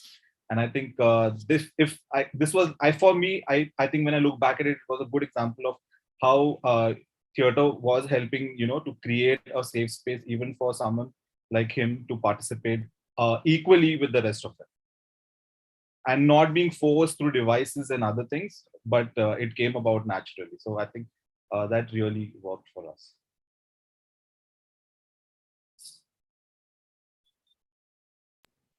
Juhi, would you like to go ahead? Yeah. So just as Ashok was talking about, getting other stakeholders on board, which I think is a very important part of having this inclusive system. And one of the major sort of learnings I had was how to get people to unlearn what they've already learned or what they already thought was the absolute truth. So during the classes that I used to have, we used to always have financial literacy classes for some of the older girls in the school. And once there was a parents' day and all the parents of the school came, also the parents of the school who were demographically who would be working everyday jobs. And the fathers of the girls came up and told us that, okay, you're doing this for the daughters, but can you do it for the mothers as well? And I think that was something that really, really sort of took me back and took everyone around back. That, yeah, sometimes even we also see things from one lens, and sometimes a lot of the unlearning that's taking place, we have to rejoice in it. Because otherwise, initially, we would only be like, okay, the daughters have to learn, but why can't the mothers also learn? So it's this continuous unlearning of the different stakeholders present that I think is. Can I also point out something, Juhi, if you don't mind? It was also interesting that the men of the family came about and asked you to make that change. Yeah, exactly. The change was happening throughout the community. Yeah, exactly. And I think they realized that it would be beneficial to everyone at the end of it. Absolutely.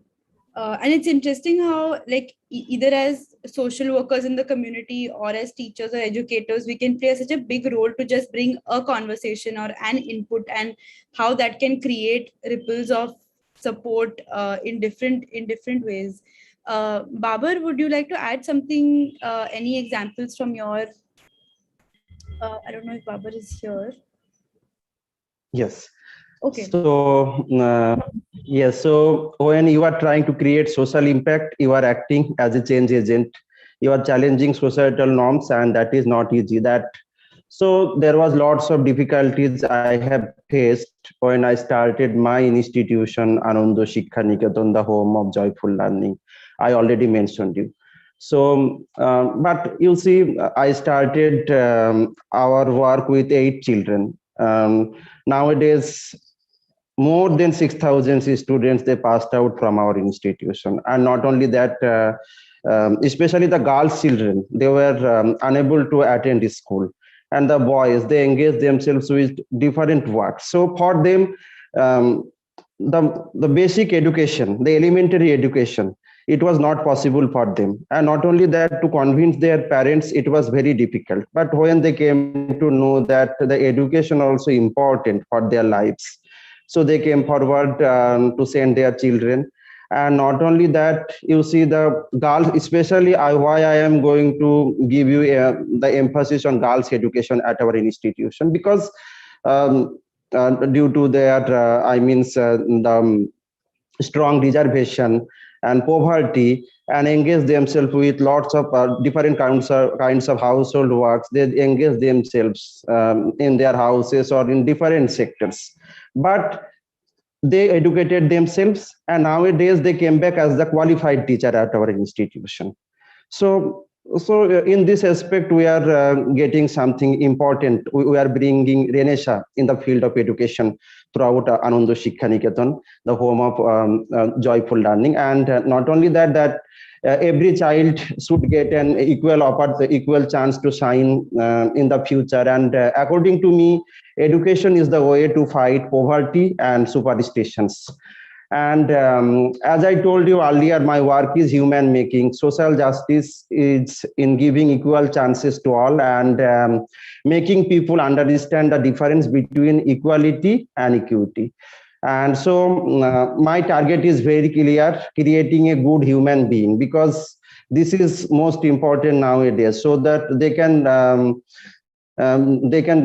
also take an important role to change our society. So hence my job is to create a beautiful rainbow umbrella where my students, irrespective of their demographics, can take shelter.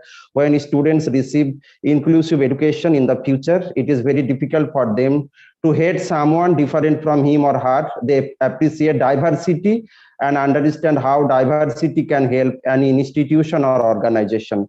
So children learn from our behavior. So practice what you preach. I expect my students will serve the nation and try to create a better world. So I am going to conclude with Rabindranath Tagore's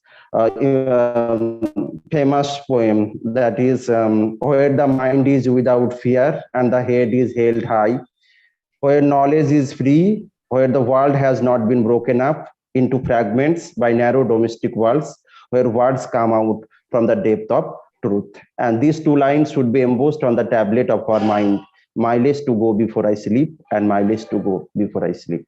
Thank you.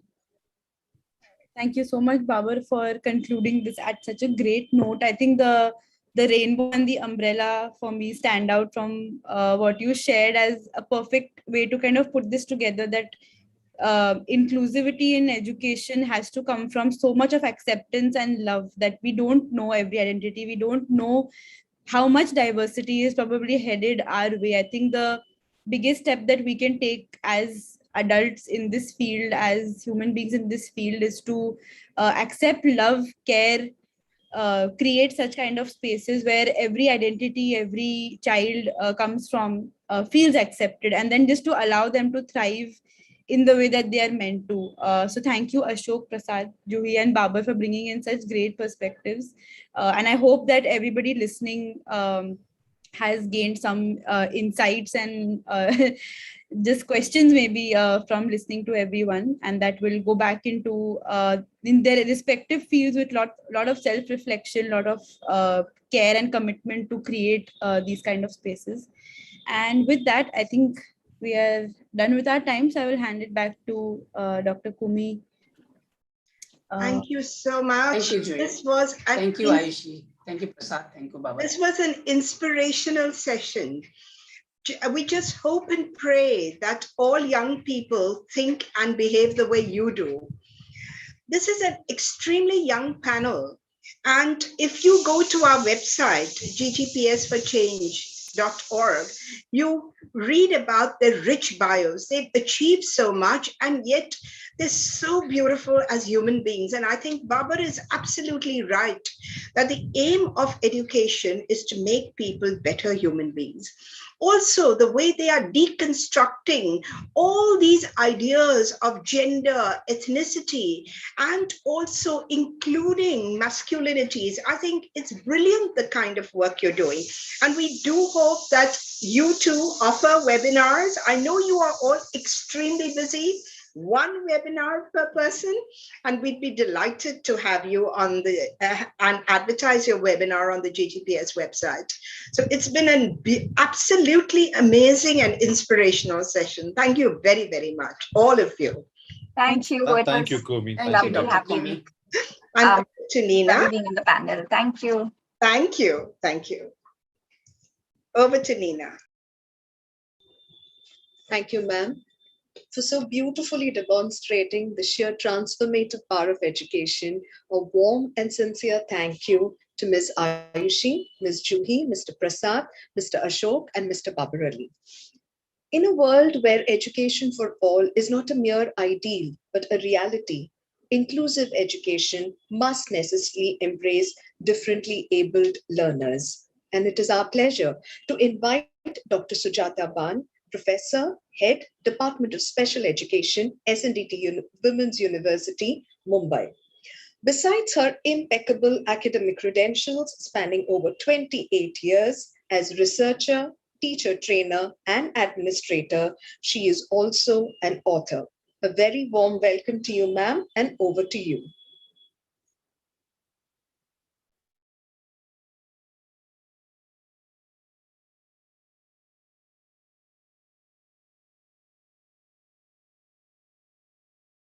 Ma'am, your mic is on mute. We can't hear you. You're muted. Just unmute yourself.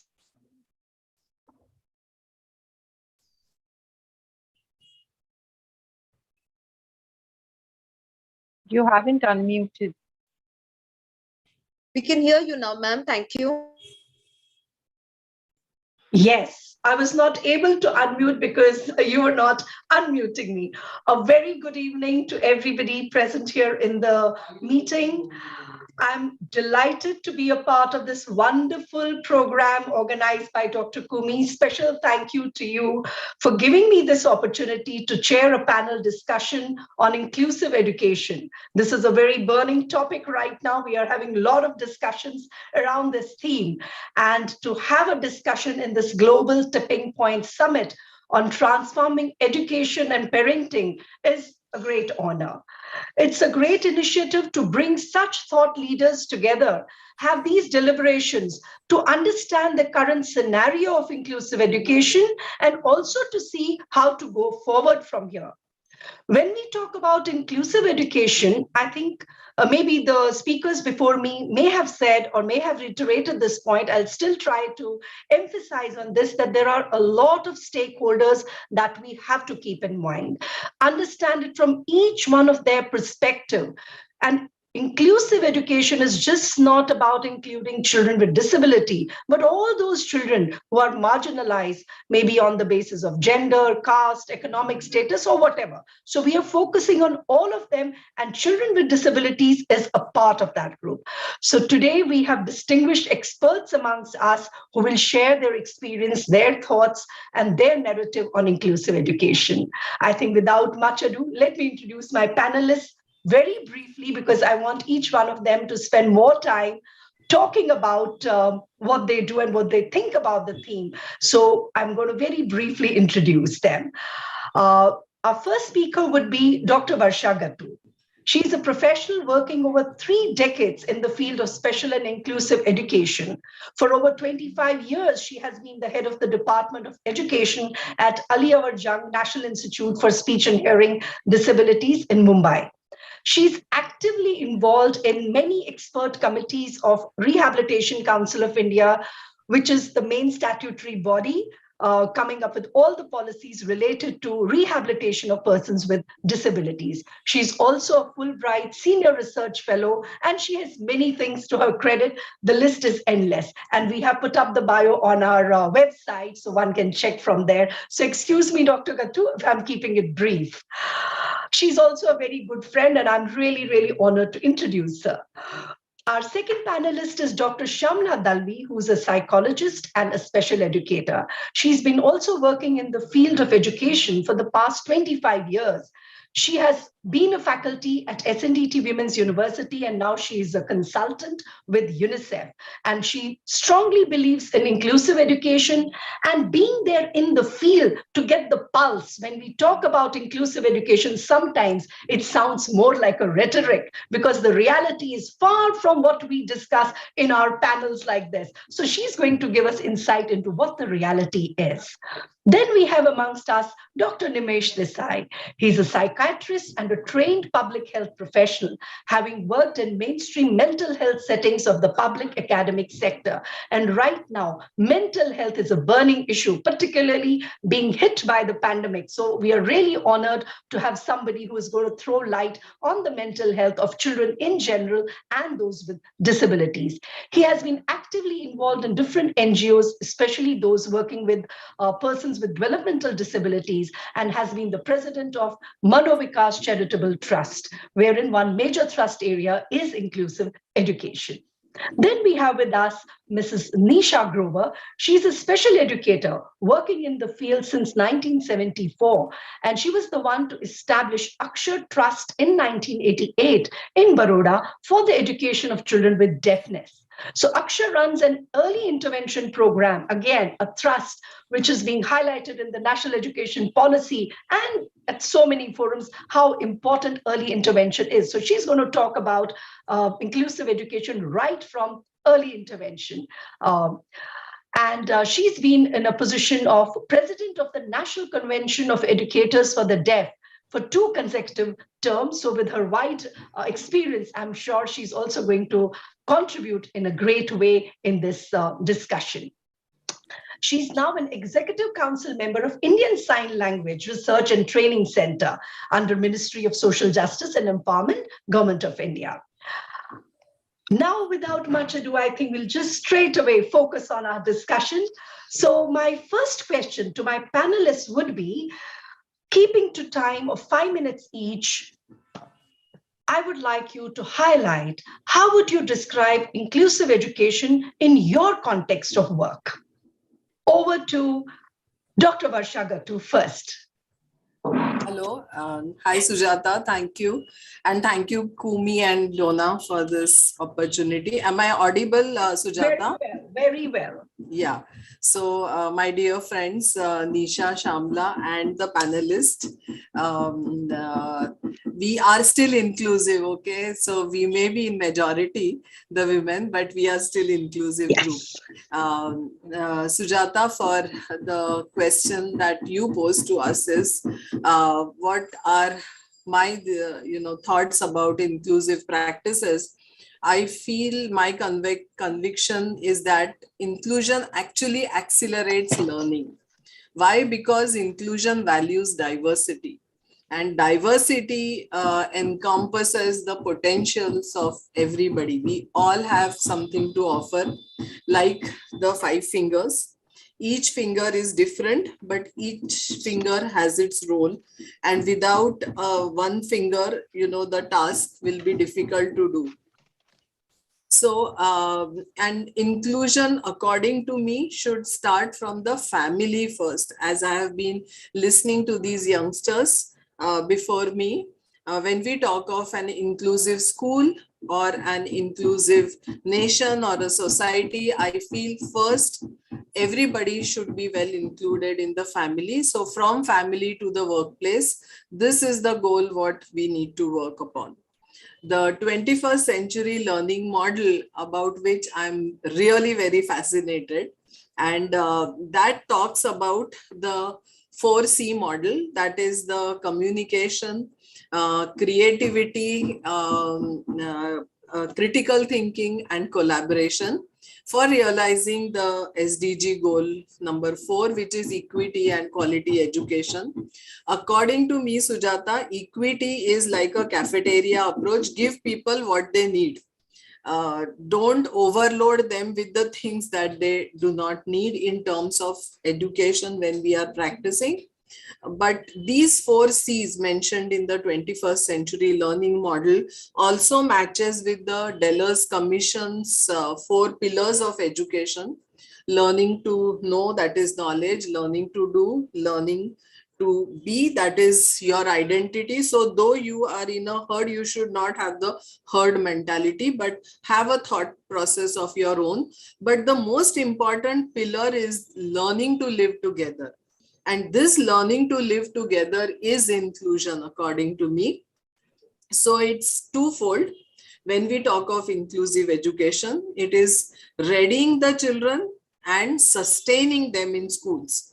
It could also be at a higher education level. So at all levels, I feel, whether it is school education or higher education or at workplace, readiness is something and sustaining is also something. So just in a minute, my work in the government sector has been for readying the children. That is, we do a lot of early intervention practices. The project that I'm currently doing is the Cross Disability Early Intervention Program, parent training, so that the gaps, if they are identified early, it helps. And the second part is sustainability, and for which you and I have been putting a lot of hours together so that the community becomes inclusive.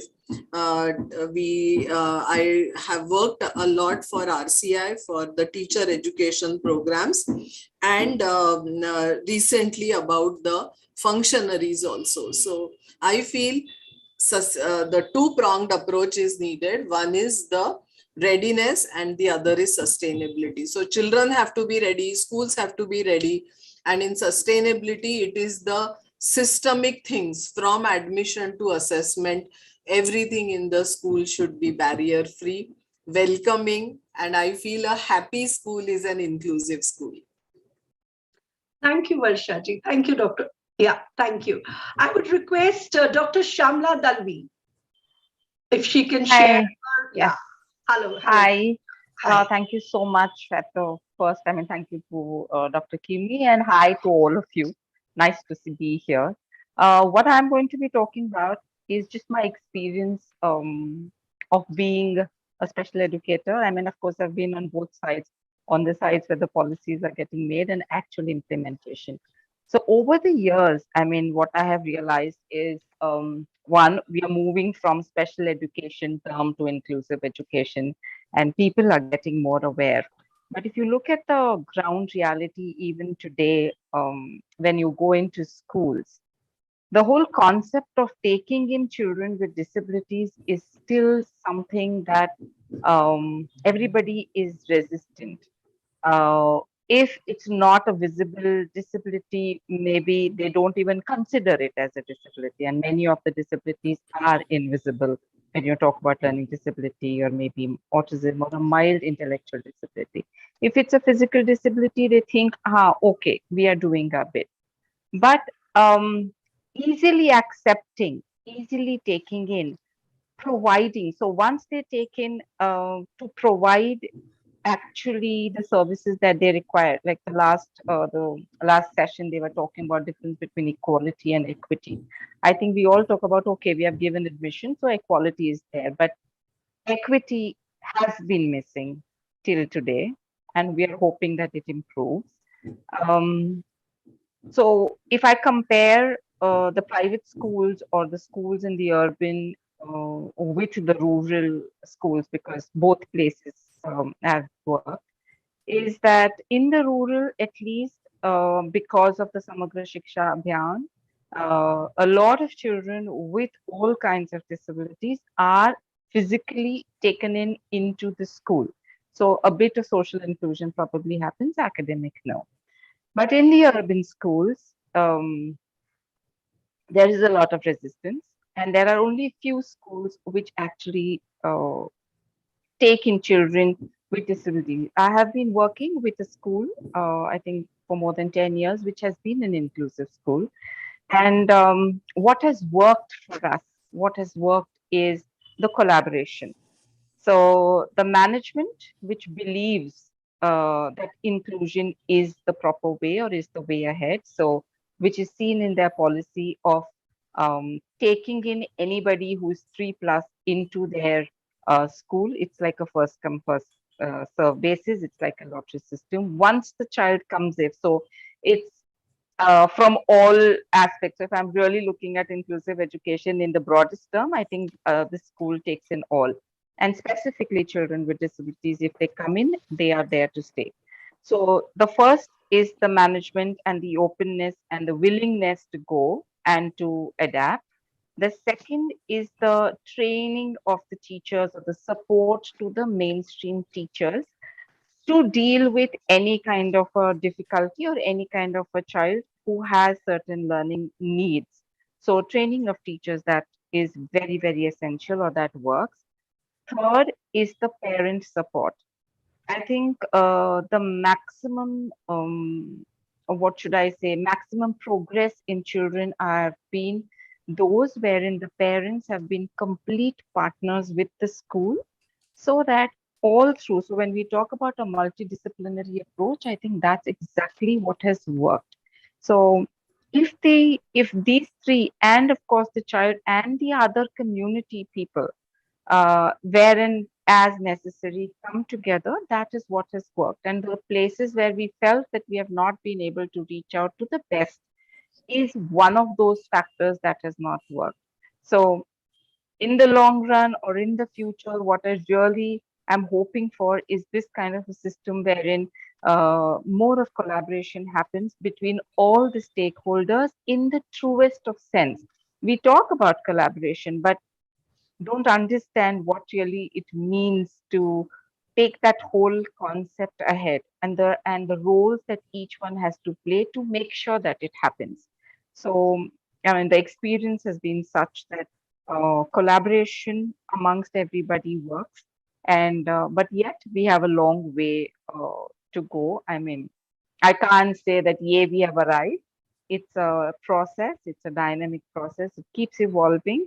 And but yeah, we will reach there. And I think summits like this, sessions like this will create more awareness amongst people. And that definitely will help us to include kids, especially with special needs. That's what I have to say. Yeah. Thank you, Dr. Dalvi. I think you made a very interesting point. I want to bring in here before we move to the next speaker. You said that you see more inclusion in the rural area than in the urban area. So can you list down what could be the possible factors for that? Interesting. Yes. One, I think the whole rural setup is such that each one helps the other. I mean, it's like a unsaid understanding, because the older kids take care of the younger kids. They bring them along with them in the school. So when you have to bring somebody along the school or to help somebody in the school, it's not considered as something out of the way. Each parent or the parents, or they all know each other in the village, so it's easier for them to accept them for what they are. there is not so much of pressure, I should say. At least I'm talking about the lower primary. I mean, right up till the seventh grade is not so much a focus on the academic pressure and sending children for tuition or to see whether my child comes first. It's about enjoying coming to school and doing things together. I think parents who are ready, parents who send children to school just so that they learn. There is no competition which is unnecessarily seen in the urban areas about my child needs to come first, my child needs to excel in everything, my child has to have all kinds of clubs and things like that they have to ensure. I think that could be some of the reasons where they just accept. I mean, this is how it is. This is how it is. You know, you're taking me back to the old school, which feels that industrialization has led to this segregation. When in olden days, we were living in joint family structure, everybody was part of it. Even if the child had a disability, it really didn't make a difference. It was the done thing that the parents will look after, then the siblings will look after, the community will look after. So I think that's, I think so. I think so. Yeah. Okay, we'll come back. I request now Dr. Ramesh Desai to throw some light on this topic. Good afternoon. Good afternoon, Sujata ji. Thank you. Thanks to you. Thanks to the organizers, the two of whom we seem to have met virtually, Kuni and Donna. I must say, the previous session, as we all felt, was very energizing and more. All of them, but particularly Babar's summary recalling Gurudev and Robert Frost. I went back in my mind to my boarding school 50 odd years ago, where we used to have that poem by Gurudev every morning in the assembly. And that's so relevant here. I'm going to keep coming back to that. But I also want to recall his lines from Robert Frost, because as the two panelists have already said, about this issue of inclusive education for differently abled, we really have miles to go.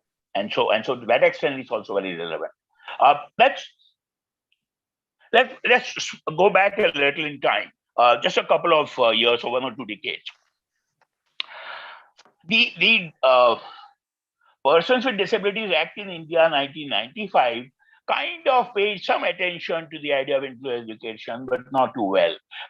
The RTE 2009, as most of you know better than I do, lays a framework, makes it mandatory in a number of ways. We'll examine how much has really happened. But the UNCRPD, United Nations Convention on Rights of Persons with Disability, ratified by India in 2008, and the resultant Rights of Persons with Disability, RPWD 2016, seen with RTE 2009, actually makes it mandatory that it should be so. And it should be so in its entire sense of letter and spirit. The reality is obviously very different, as my colleagues have already said. And that's so because enrollment done, accessibility for physical issues of visible disability possibly made, at least in pockets. But the acceptance and the real inclusion is a far cry. And it's a far cry for understandable reasons, because the society also has to still evolve a whole lot. And I want to here juxtapose the theme for this session, this 45 minutes, inclusive education for differently abled, in two directions. On the one hand, as we have already discussed in the previous session, at the start of this session, we really want to talk about inclusive education on all aspects: gender, disability, class, caste, what have you. On the other hand, we also want to talk about inclusive society for the disabled. So this relatively narrow, important but narrow theme of inclusive education for differently abled can only happen really well if the other two things happen well. Larger concept of inclusivity in the education system and the larger concept of inclusive social living for the disabled in the society. And as we all know, both of them are still a long way to go. And so obviously, this narrow theme still has a long way to go, especially for, as Shamlaji said, and I think both my colleagues said, for the invisible disability. The IDDs, intellectually and developmentally disabled, really has a serious problem. But I do want to strike a slightly different note with both of you colleagues, if I might. While the pre-industrialized global community or the famous celebrated joint Indian family system or joint family system of South Asia had tremendous merits, I think we should avoid making the error of believing that that was all perfect. While there was a degree of acceptance and care, a lot of evidence would by now suggest for a lot of people with disability, adults or elderly or children with disability, there wasn't really the larger issue of full empowerment and enabling conditions. Indeed, there was a lot of dependence encouraged. And so that brings me to one of my favorite themes, and that is, for sure, on balance, the traditional societies, especially of the East, were a lot better than the exclusive societies of the modern West. That's no denying. Now, this rights-based approach from UNCRPD to RPWD to RTE, is that good, or is that likely to erode whatever good social values we had coming naturally to us? And this has worried me. Would we in the 21st century, at least in India and South Asia, be able to do a good mix of both? Yes. Retain the old social values of care and acceptance, and yet follow the rights-based approach to see that each kid, each person gets full empowerment and enabling opportunity. Now, that is the challenge to me, it seems. And that is where one can keep going back to Robert Frost's line of miles to go before we sleep. But really, to end, unless there is the larger social attitudinal change, this narrow idea of inclusive education, much as I'm sure some of my panelists have been working, and I'm part of this one NGO and a few other programs where we keep trying, they are going to remain isolated demonstration model projects. What we'll have to really do somewhere is a larger change process that I guess summits like this help immensely. Thank you so much. Thank you. I think the point that you made is also reiterated in the National Education Policy 2020, that we have to go global and yet stay local. We can't run away from our traditional rules. There is so much in our traditional, our mythology, our culture, which also promotes inclusiveness in many ways. So though we want our people with disabilities to be empowered, but we still want them to be accepted by the society as a whole. So that inclusiveness in the social sense of the word, which was there earlier, we want to retain that and yet empower them to lead an independent life. Very, very important point. I think we'll come back to that later. Okay, now I request Mrs. Nisha Grover to throw some light on the topic. Well, good evening, everybody. And at the outset, I'd like to thank Global Tipping Point and Dr. Vivana, and of course, all my fellow panelists. A very good evening to all of you. I have been in this field for a long time, 48 years, but it is only in the last few years that a clear shift, I perceive, has occurred, and that we are in talks with the rest of the world of education, and that is new. The school I run, the center I established 34 years ago, is in Baroda. It's called Akshar Trust. It's a charitable trust. And so, of course, the majority of the children come from the socially and economically disadvantaged groups. As of date, we have integrated, mainstream, you may call it, 95 of our students, which means that they have completed their education from regular schools. We began this process in 81. And this was much before the concept of inclusive education was even a part of the conversation. And of course, the process was that as we got the children in young, some were young as 12 months, 16 months, and when the child was ready, school ready, we found that we had to first convince the parents. That was required. And then, of course, we had to choose the regular schools for their location and for their affordability for the parent. sensitization of the principal and the staff had to follow. So we had to win over the principal, orient the staff, and those were the days of the projector and the slides. So we used to lug that around and share our information, because they always said, oh, we can't do anything here, we can't teach them. So this was the way it began for us. And this was followed, of course, with what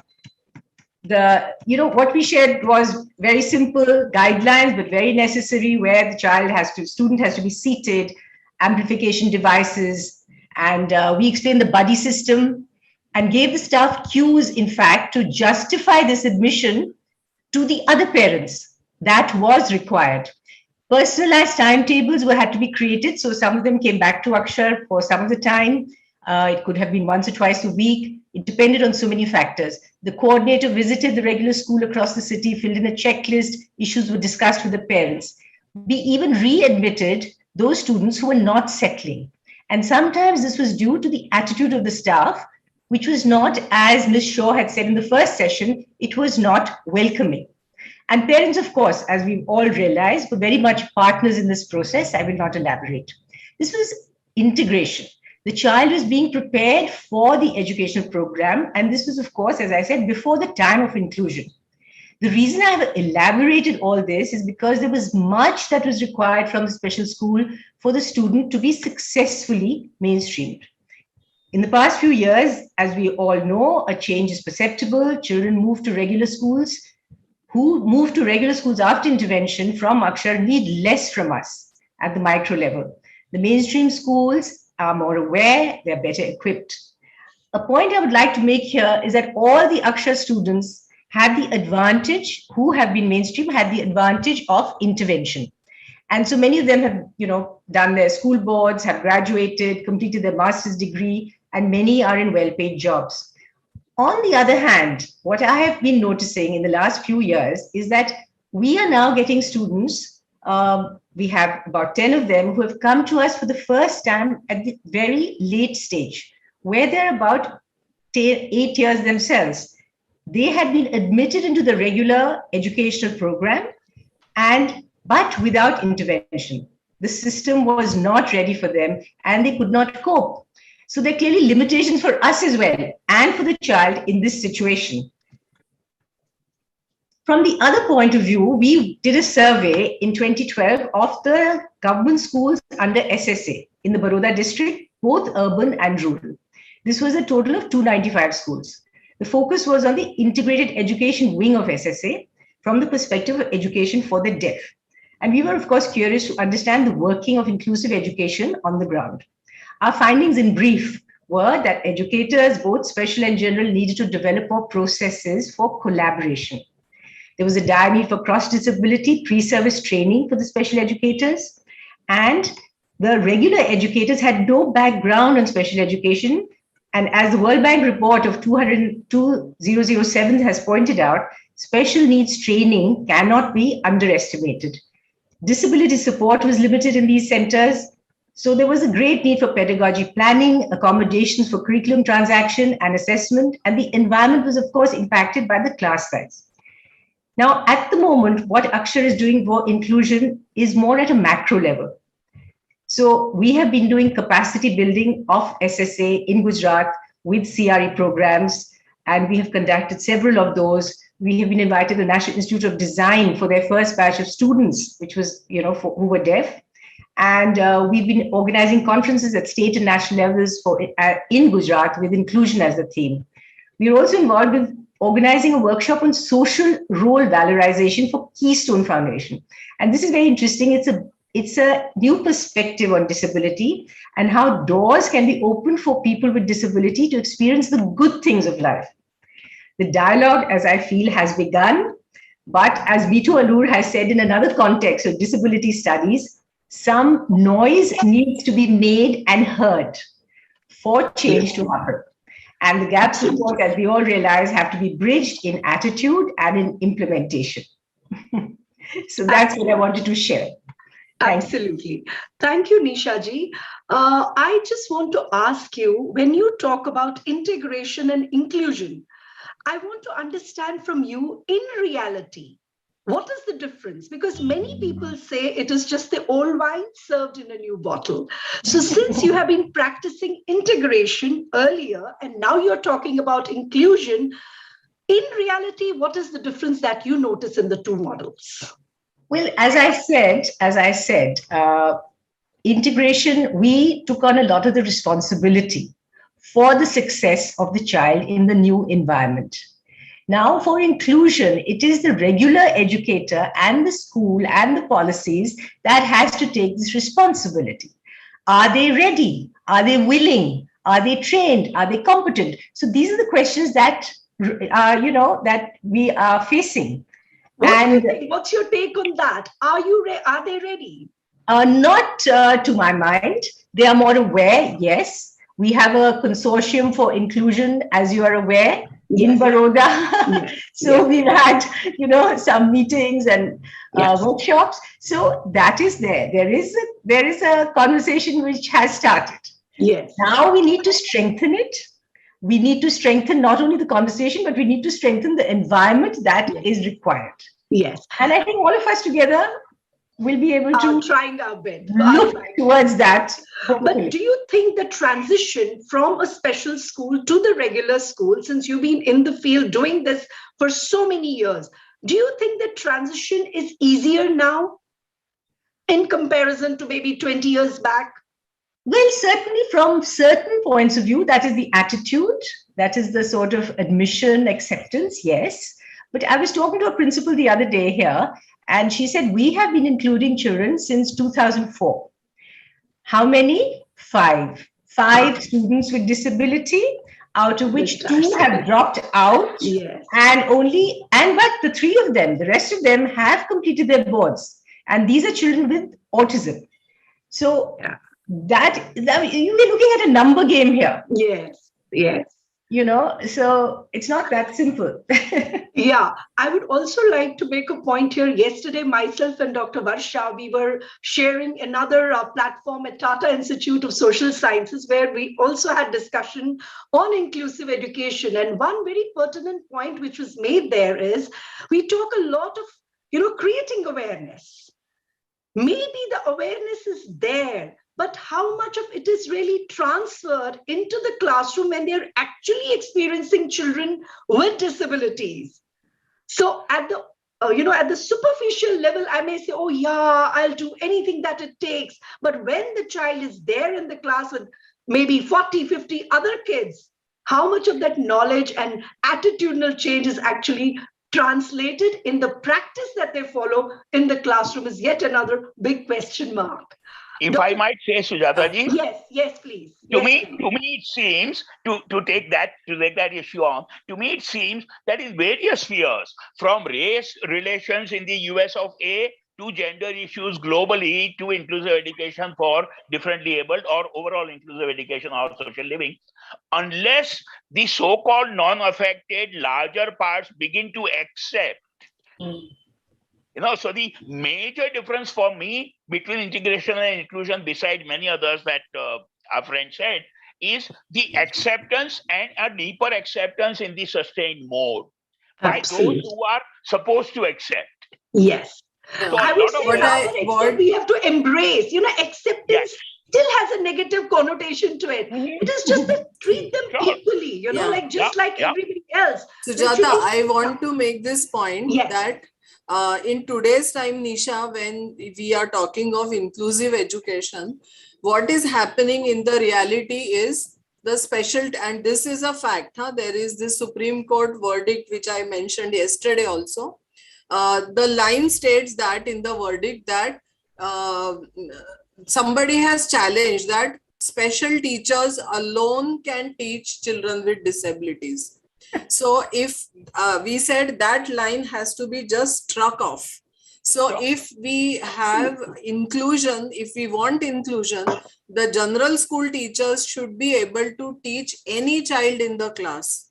Then they said, what is the role of the special teachers? Why should we have them in special schools? They are there to facilitate the learning. Because what happens is, if the special teachers again start teaching like how the integration model was there, then the whole aspect of what fancy words we use of school climate, culture, ethos, everything is lost. Parent empowerment doesn't happen, and children who have invisible disabilities are lost. So the first point that we wrote in the Supreme Court's affidavit is, special teachers will not teach children with disabilities. They will support the teacher, Correct. Give her the tips how to teach this child with all other children, create an environment, and even help the child in the assessment practices. If we do that, it will happen. Otherwise, it will be a tuition class or a special class within an inclusive class. So that's the whole problem. Right. And can I also add that the special educators and the special teachers with special education training might be required for meeting some of the specific needs of those children with disability, curricular or extracurricular. But the larger process should be done by the regular teachers. This is, I'm totally with this. We have too much debate about this ground level enough. Yeah, totally. Yeah. Can I also say, before we lose time, that one thing that we have been focusing on in the Manovikas is beyond the matriculation 10+2 part. So one of our beginning emphasis is on higher education, especially for persons with IDD. Yes. And that's almost given as a non-starter. Yes, absolutely. You know, why should people with IDD not be able to pursue higher education up to all levels? Absolutely, absolutely. Very true. If we have to look at it this way now, we kind of know what are the challenges, we kind of know what are the roadblocks. Can we come up with some recommendations from our experience that will kind of show us a path that how can we take it forward? Also, we are now, talking about the national education policy, which is again, this is at the cornerstone, inclusion of all marginalized, underrepresented groups of children. So keeping that in the background, what could be our recommendations from our background, from wherever background that we come from? What would be our recommendations? I would ask first Dr. Gattu. I feel as I said in the earlier this thing also, inclusion has to start from the family to the workplace, and for which I feel inclusion has to happen within the disabilities also. And for which I feel there has to be convergence of disabilities. Also, we see that disabilities have overlapping conditions. Blind may also have HD problem, or they have mobility problem. Even deaf children have mobility problem. People don't realize that. But while you are walking, you have to hear sounds around you and then walk, isn't it? So the project that the ministry has taken in the hands, both Ministry of Social Justice and Empowerment and Health, is establishing the cross disability early identification, intervention and preparatory school programs, which is called as CDEIC. And I feel that, these such kind of setups, along with, of course, their curricular frameworks, is the need of the hour. Because if we start early in the stages and provide all the services under one roof, then you have a holistic approach.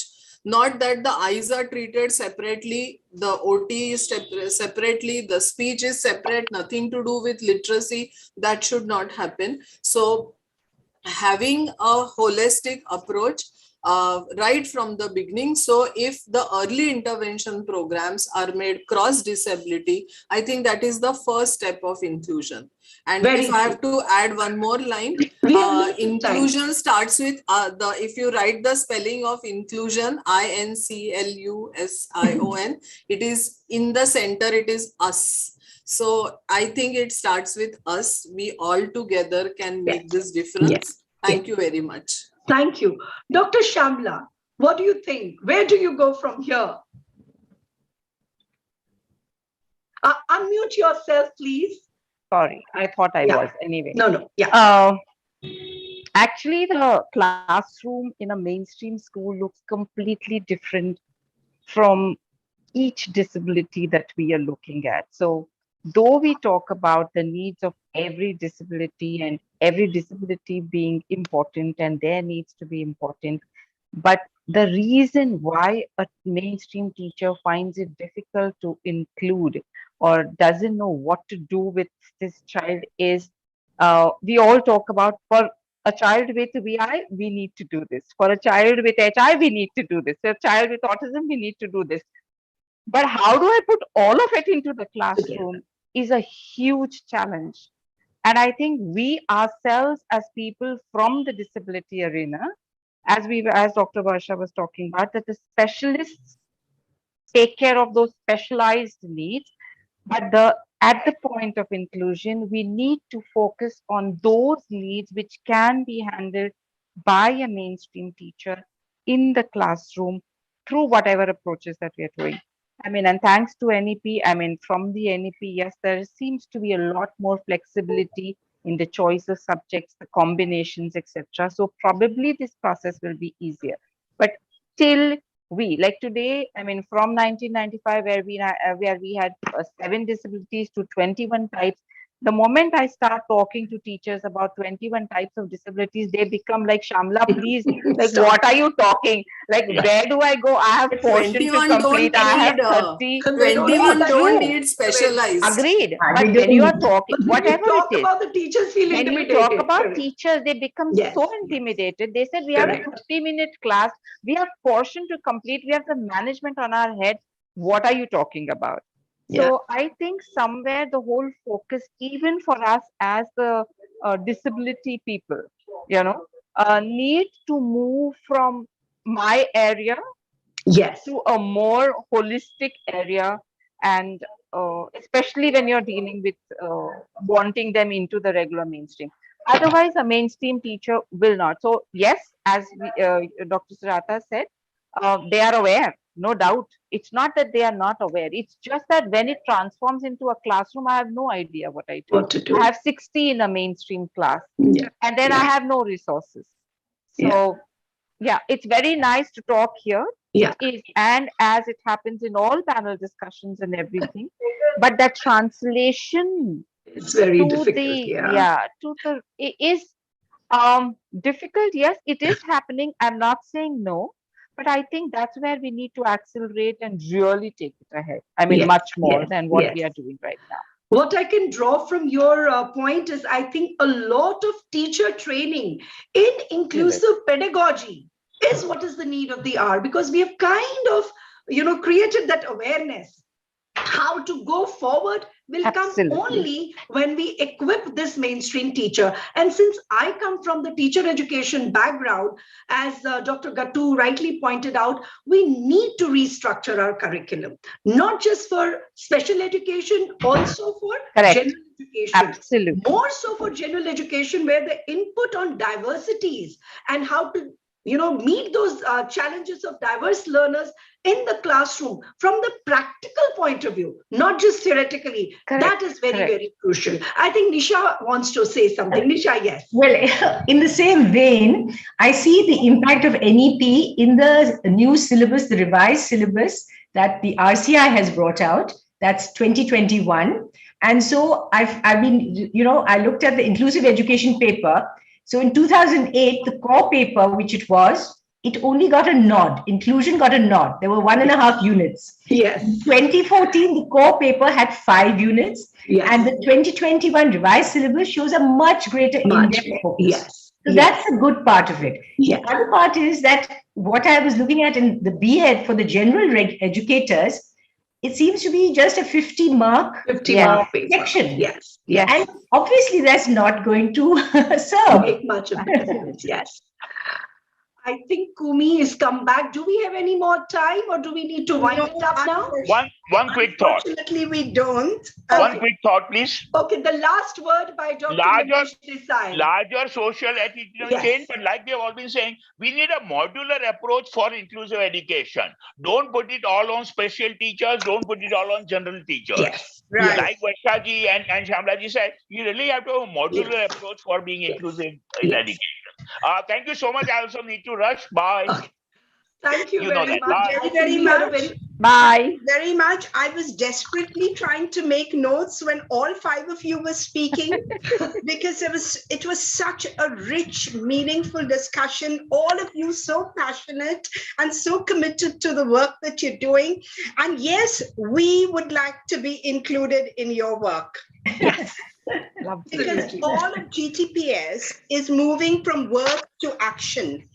And we've had enough of words. As Nisha said towards the end, there needs to be a major component of this because most of the teachers I talk to, they say we don't know how to deal with it. And different disabilities in one classroom. So a lot of conversation needs to happen. And you would be the guiding lights for that. So thank you very much. It was an amazing session. And I say this in all sincerity. Thank you for having us. Thank you. Please Bye-bye. remain connected with us. Yes. Please offer Yes. webinars. Absolutely. Yes. Inclusive education. We need to be inclusive first. That's it. It not be your area It's the and my other way area. around. Sujata, I'm saying it's the other way around. Yes. You need to include us in this conversation because all of us are well-meaning, but we don't have the knowledge or the expertise that you people have. So thank you. Thank you. It's Thank you pleasure. for mutual. including It's me. mutual. Thank you, Kumi. Thank you. very Bye-bye. much for having us here. Thank And I'm sure the people in the audience will have some takeaways after this interesting and sorry, you're saying some questions can be asked tomorrow at the open mic session from 6:15 to 7 p.m. Okay. Right? Thank you. All So right. we would urge at least one member of each panel to be present. Okay. In case somebody is not able to, you can also mail the questions to the panelists. We plan to do that. Yeah, We plan to do that. All Thank right. you. Thank All you right. kindly. Thank you very much. God Thank you. bless. Bye-bye. Take God care. bless. And Bye-bye. all the best for your remaining sessions. Thank you. Yeah. Bye-bye. Bye. Over to you, Nina. Thank you, ma'am, for a truly rich session. Warm thank you, Dr. Sujata, Ms. Grover, Dr. Shamla, Dr. Desai, and Ms. Varsha. Friends, as citizens of a polarized world grappling with violence and hatred, our next panel discussion on social, emotional, ethical learning and mindfulness may well be the light that we all are desperately seeking right now. It is my pleasure to invite Ms. Mahira Goel, leading education speaker, principal, Fazlani L'Académie Globale, alumni, Harvard University, featured in the 99 Women Achievers in India 2020, IBO program leader and ambassador for Global Goals Project. A warm welcome to you, Ms. Goel, and over to you. Thank you, Nina. Thank you and good evening to everyone. Thank you, Kumi. This is Summit 2 for me for GTPS, and it's really been a delight to be here every time and work with Donna and Kumi. So I want to start off with a little story that I think is very key to this. And so one day a man was walking along the beach when he noticed a boy picking up and gently throwing things into the ocean. Approaching the boy, he asked, "Young man, what are you doing?" And the boy replied, "Throwing starfish back into the ocean. I'm saving these starfish that are stranded. If I don't throw them back, they will die." The old man was silent for a few seconds, and he laughed and said, "Do you realize there are miles and miles of beach and hundreds of starfish? You can't make any difference." After listening politely, the boy bent down, picked up another starfish, and threw it in the ocean. Then, smiling to the man, he said, "I made a difference to that one." So that's basically what SEL is a bit all about, right? Although the term social emotional learning has been around for 20 years, we've recently seen a rapid surge in interest in SEL among parents, educators, and policymakers. And over the last few years, there's been a shift from sympathy to empathy and a rise in many more hearts, as a little boy in the story. I am delighted today to welcome a panel of experts from a range of professional areas concerned with young people with an international reach, and to share why we need a shift in the conversation about mental health to tackle some of the issues young people are facing and better prepare them for the challenges of the modern world. So today I'm in conversation with Sophie. I'm just going to kind of run through them briefly. Their profiles are all on the website. So Sophie basically is an educational consultant, author, and speaker. She works internationally with organizations that are committed to creating a mindful and agile learning culture to foster engagement. Her mission is to adapt a changing world to learn and teach and to train new generations of eager learners to do the same. So welcome, Sophie, to the panel. Next is Mark. Mark has taught children's literature, Australian literature, and creative writing at universities in Australia and around the world, most recently in India. His latest collections of poems for children, The Secret Boat, will be published in 2022. So I'm looking forward to that. Of course, everybody has read his earlier collection, so I'm not going to mention that. So good to have you here, Mark. Thanks very much. And then comes my twin with an extra R in her name. That's Mahira Desai. So Mahira is a clinical psychologist, a medical researcher, and co-author of The Coronavirus, published by Penguin Random House in 2020, something extremely central to us these days. And it's the first deep research book on the pandemic. Currently, she is writing books on spreading mental awareness for school children, and that's why she's here to talk about a bit more about the parent side of SEL. And then we move on finally to Abhilasha. So Abhilasha says her calling came in when she was working with children at Disney World. And a major component of her professional calling includes bringing educational equity and social emotional learning to the forefront. Resilience, collaboration, and unwavering commitment towards a better tomorrow can enable all of us to achieve an ideal education system. So thank you, everyone, and welcome here. I'm going to throw probably the first question for a lot of people here who might not even know what SEL is, that's social emotional learning. So we're going to start that, and you have probably a minute probably to think about what SEL is. Maybe share it in one word, phrase, or sentence. So that's a strategy I use in the classroom when kids are not able to give too much. So go ahead. The floor is yours. Okay, I'll start. Okay, yeah, you can begin. For me, it's about bringing awareness and regulation over both inner and outer space. Okay, awesome. I think the center of it is respect. Okay. I can go next. So for me, it's, a holistic approach that will enable students to leave the classroom and join the world with skills that will enable them to, combat all the pressing needs of the community and the world at large. All right. For me, SEL is about the 4 A's. I look at it as awareness, as Sophie said, acceptance, attitudes, and actions regarding what's happening inside of you and what's happening in the world around you. Awesome. Thank you, everyone. I hope the audience has been able to get a little bit on what SEL is all about, and probably through their conversation, you will get a better peek into what it is. So I'm going to maybe, since all the people here wear different hats, I thought of kind of, penning questions to them that might give you a little peek into what SEL is from their perspective. So Sophie, maybe we can begin with you. How might you think effective SEL programs can affect students, best practices, and the climate and culture of a school? What is one piece of practical advice you would give to someone who's starting out with social emotional learning? Well, for students, I really think that it brings some resilience, some empathy, some more self-efficacy, and it decreases emotional distress, especially right now, and builds more positivity towards themselves and others. And since we've been talking about grading, the grading system that hopefully one day will change. Right now, it actually, on a scientific, I would say, result, it improves test scores and grades and attendance.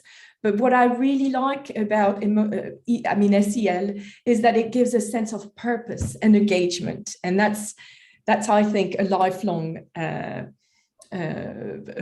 would say, skill. And about the climate and the culture of the school, it builds a positive relationship with peers and with adults. But what I think it brings is trust. It brings a culture of trust. And for me, trust is really the glue that fosters learning. So I would say that they are better equipped to manage daily challenges, and they build positive relationships to make informed decisions. There's one word I like: they feel empowered. So if I could give one piece of advice, it would be hard, because in a way, it's about, I think, living together. It's about living like as if we were having a symphony. I don't know if I'm pronouncing it well, but a symphony with multiple hands. And when you have a symphony with multiple hands, giving pieces of advice would be, giving advice or a piece of advice would be giving a piece of advice for everyone. So, but there's one thing I would suggest, and I'm just going to make you do it. So if you could actually cross your arms right now, and then uncross your arms. And then if I were going to ask you, can you cross your arms the other way? It might be a little challenging at first. Well, for me, since I've been doing it for a while now, it's getting more comfortable. So I would say that for everyone, it needs time, and it's okay to embrace that and to accept it. And there's another thing that I would suggest in a way. I think modeling behavior, modeling communication is actually essential. But since it's a symphony with 4 hands, no, more than that, but I'm just going to give 4 pieces of advice, because in a way, I can't give too many pieces of advice since we have a short time. I would say that in order to be able to adapt in this world, we could adapt according to how we feel and how we connect to our classroom, okay? And for that, we could decide to explore SEL and implement just a few moments weekly or day by day. That could be talk times, that could be meditation time, that could be game time, or even a calm down corner. But again, according to what the environment needs, because again, we're playing a symphony all together. Or you could feel like implementing a framework, right? Or a model that is very structured, but you would have to adapt. And it's okay. You can be guided by the framework. Or you could need some pieces of advice from colleagues or guidance counselor, or you can actually reflect with a partner and implement learning walls, or even putting little mailboxes everywhere in the classrooms. You could also feel like creating some capsules, feeling like adapting to your public each week and creating some school challenges that would transform your school culture. As you can see, it's not about one piece of advice in a way. It's about giving many pieces of advice. I would say in relation to how we feel and how the environment is all about. I don't know if I have some more time, because otherwise I would love to share a capsule with you, but I don't know if I do have time. Is it okay, Mahira, if I... Good, all right. Let me just tell you, it's going to be a capsule in 2 steps, okay? And since we've been sitting for a long time, the first step will be to stand. And then the second step will be to go back to our seated position. And the idea here is to introduce what I mean by inner circle or space and outer space. It's a small capsule that I love to create, and I love to, I would say, experiment with children or even adults. So first of all, I'd like you to stand, if that's okay for you. And if you don't feel like standing, you can stay seated, and it's okay with you. You can even close your eyes if you do feel like it, but it's as you wish, because you might want to keep them open. So we're going to start with our inner space, and the inner space would be that you're going to imagine that you're in a desert and it's really hot outside and you're walking in the desert. You're feeling this warmth. You're feeling how you're walking on the sand. You're breathing this warmth. And then you're going to go into a storm in a very cold environment. And it's going to be a snowstorm. So you're walking in this snowstorm and it's extremely cold. And you're breathing this cold. And it's about how your sensation is actually exploring the environment. How does that feel like walking in this storm? Breathing this fresh air. Now it's time to sit down and go back to our seated position, because now it's time to connect with each other. And so now I'm going to ask you to look at each other. I know for the others, since we can't all see you, it's going to be maybe a little hard, but look at us and share with us an angry face. Now, please smile and say thank you. Thank you. Thank you. So it's all about showing this inner space and this outer space. And this little capsule, as I call it, actually comes from Canada. This expression could be created at any time of the day. But again, choose accordingly to your environment. Either you need to explore, either you need to integrate and really get some really designed social emotional learning moment, or you need to connect with a peer and ask for help and create altogether a journey. Or you feel like, I would say, creating some of those capsules that I've presented to you. I think that if we could bring this consciousness at large, in the environment, in the classroom, it would definitely bring learning leaders to light. That was my message. It's a rewarding and beautiful learning, I would say, and sharing moment. And I will always remember, and that's my little story to end, if I'm okay, Mahira. My little story is when I started implementing the SEL here in Luxembourg, a mother called me with tears in her eyes after a month of implementing this SEL to young children. And she said, I just want to thank you. And I said, thank you?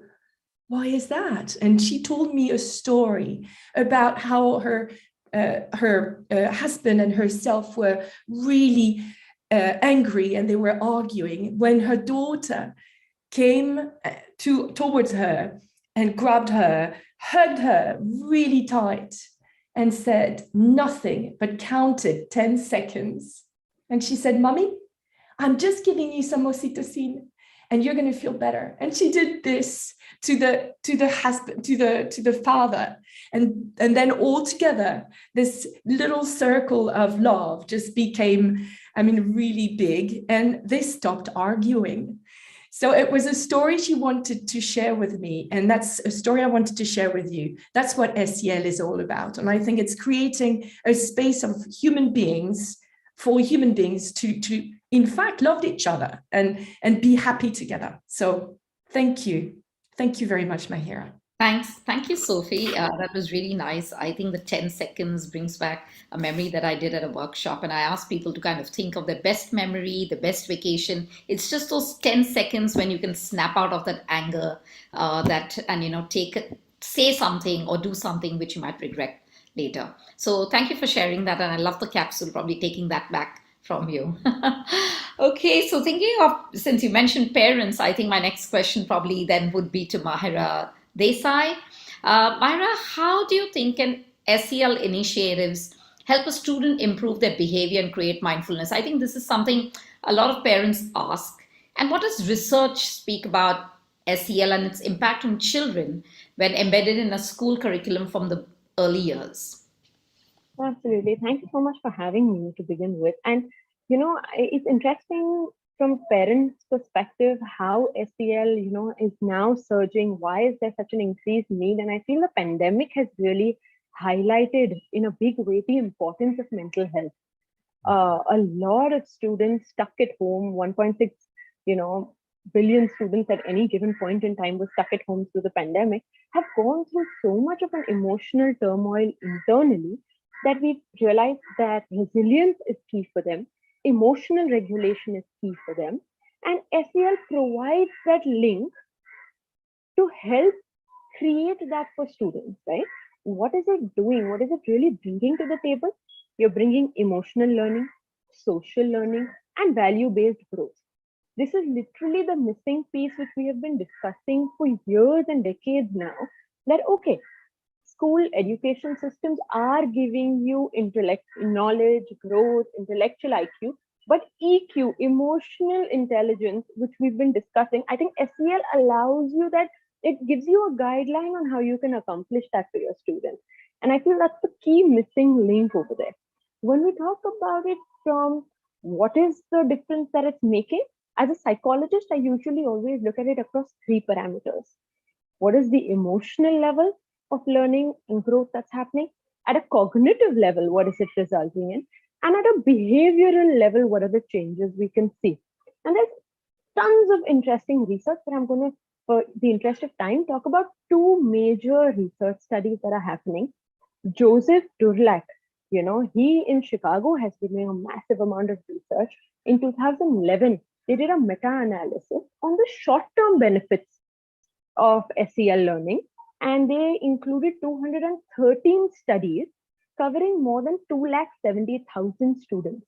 The reason I mention this is not a small research study with a small number of students. This has been done extensively. All research has been pulled together to see the effects of SEL. So I feel fairly confident of the information that I'm going to be sharing with you.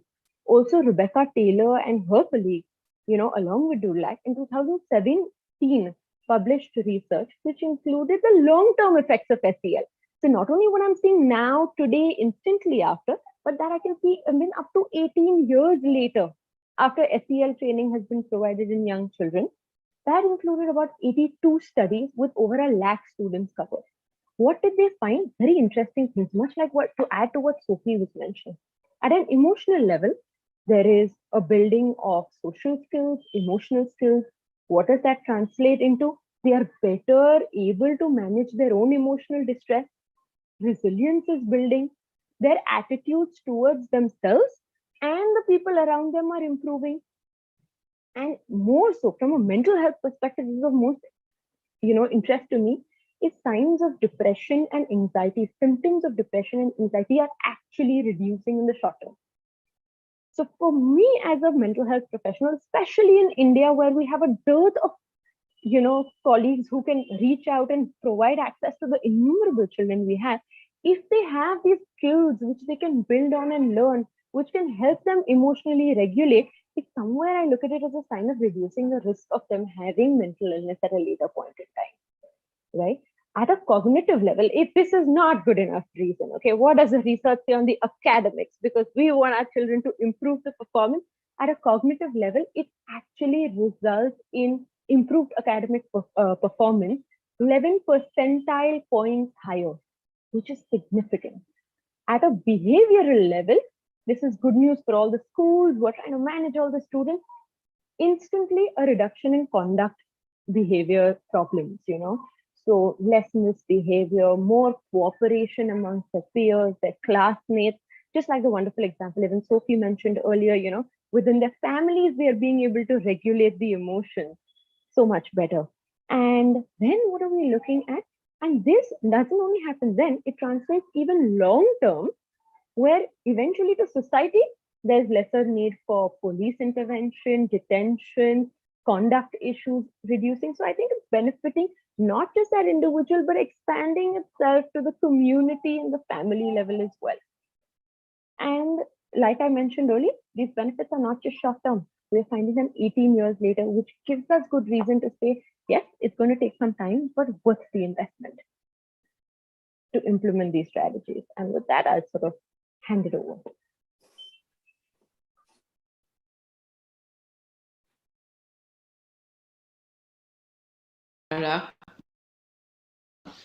That was, thank you. That was very informative and, had its roots in some research that you shared with us. I guess, the best way to hatch an egg is by hatching it, not smashing it. So thank you for sharing that with us. Okay, so we're now probably going to move to Mark. And I know when the inclusion session was happening, Mark was very keen to speak about inclusion, but he writes literature. So I am going to ask him to kind of talk about how can literature enhance inclusion and how can we unpack the principles of social emotional learning that will kind of one day have a more equitable world and an equitable classroom. Thank you. Namaskar, and thank you so much for having me here, Dr. Kumi and Donna, especially for your organization and my colleagues on the panel. I want to echo what Maher is saying about the research, because when you look at surveys by people like Imrodino Young, for example, the thing that comes across most is the anxiety and stress that they researchers, one after the other, register in children's lives. And one of the things that I think we're seeing is the effects of a society that is so preoccupied with quantifying everything. We're all concerned about how many people, how much money we've got, how many friends we've got, how many likes, and so on. And we've got an overcrowded curriculum. Teachers are expected to do even more at the moment now that children are returning to the classroom. And so what we're looking for, I think, is some slowing down and some quiet spaces. And that's what literature can provide.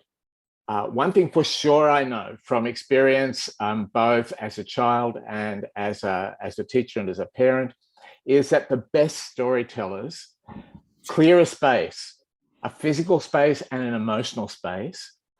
They drop everything. And this happens not just in our society, it happens in societies around the world. They drop everything to tell the story or to read. Why is that important? Because it sort of filters out some of the noise, some of the mental noise that children are assailed with at the moment.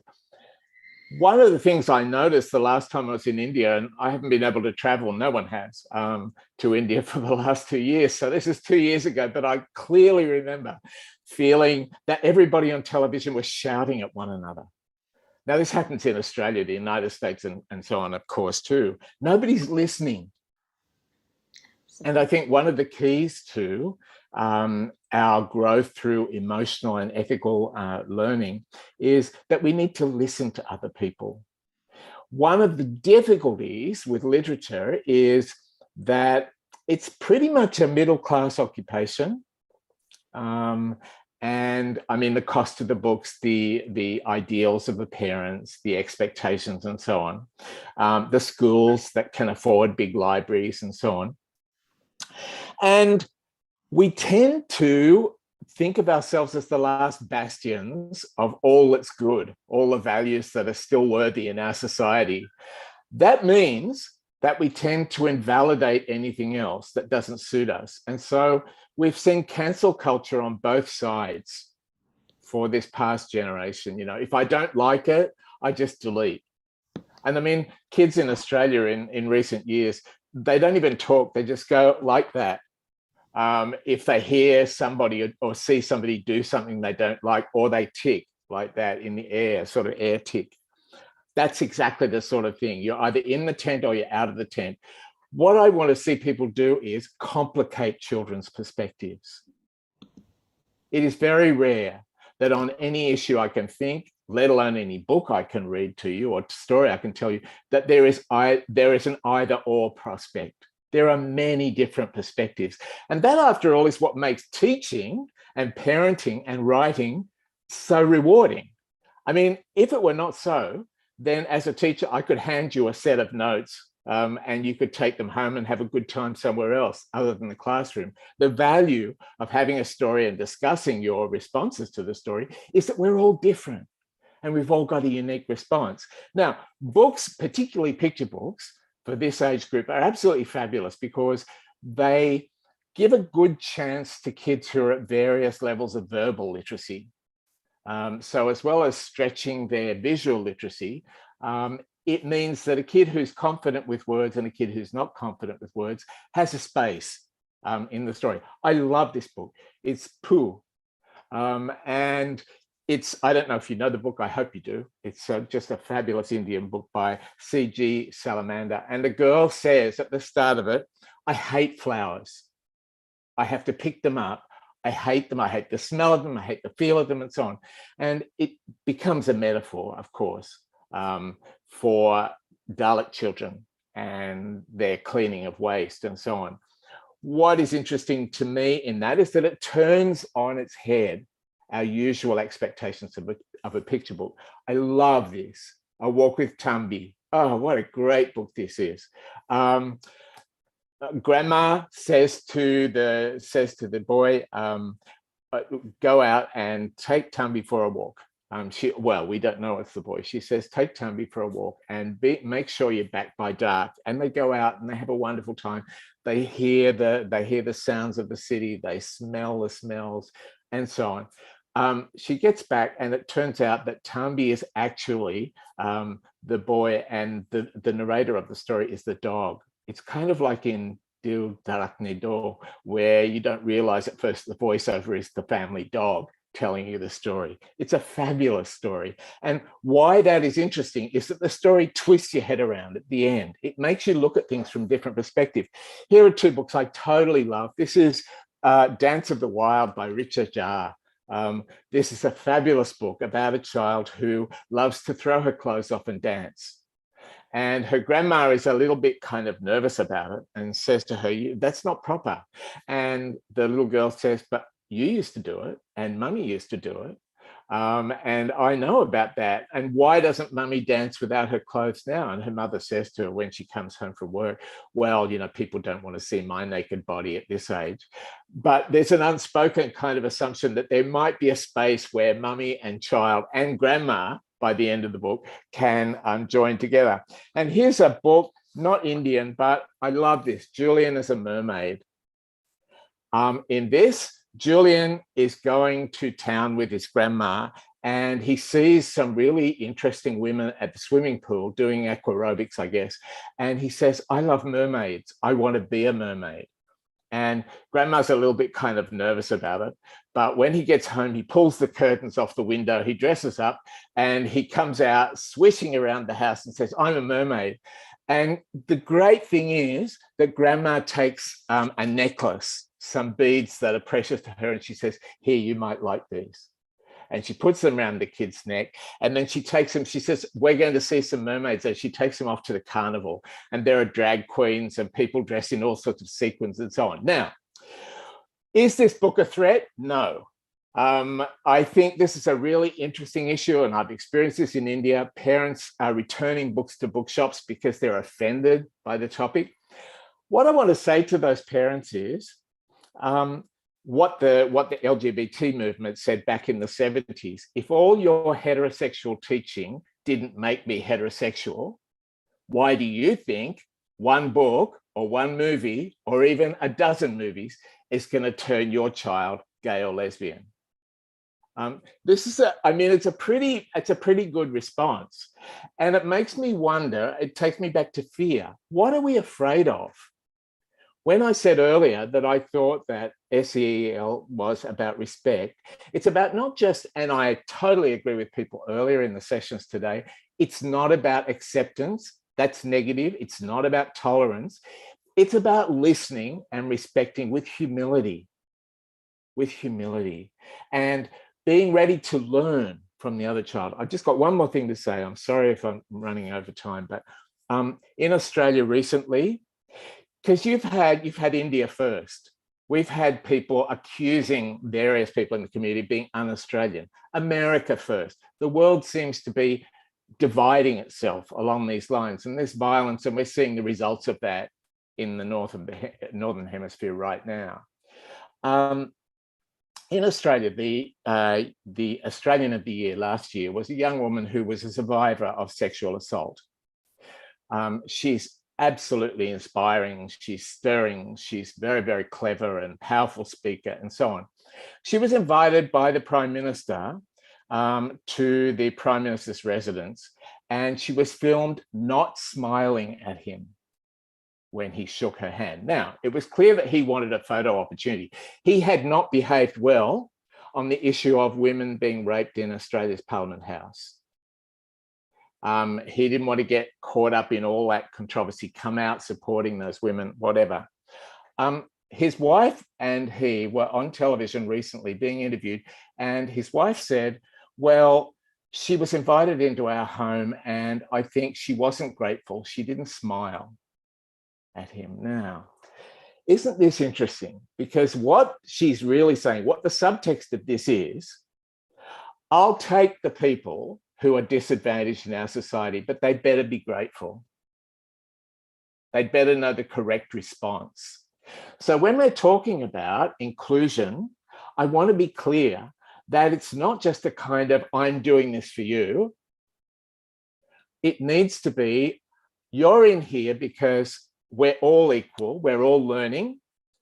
And the implication of that is, I have things to learn from you, just as you have to learn from every other person in this class and this family and this country. Thanks. So true stories really stir us up.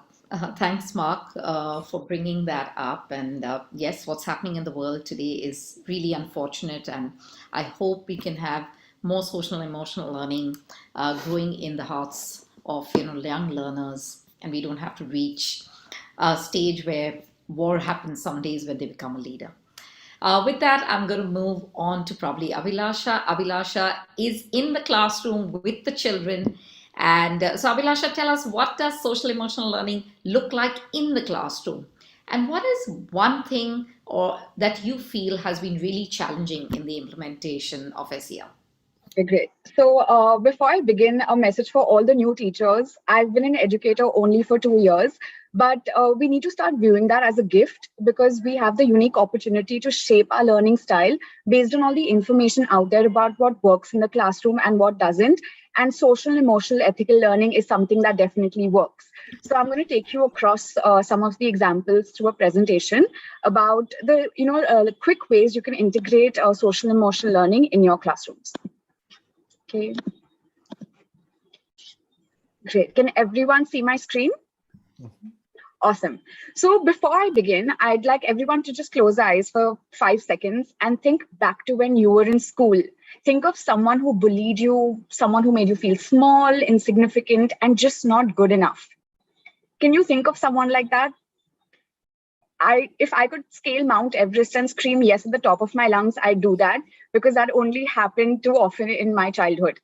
Now I want you to think of a time in the future, where students from a young age are introduced to the concept of empathy. They're introduced to differentiating between right and wrong, which goes just beyond academic honesty.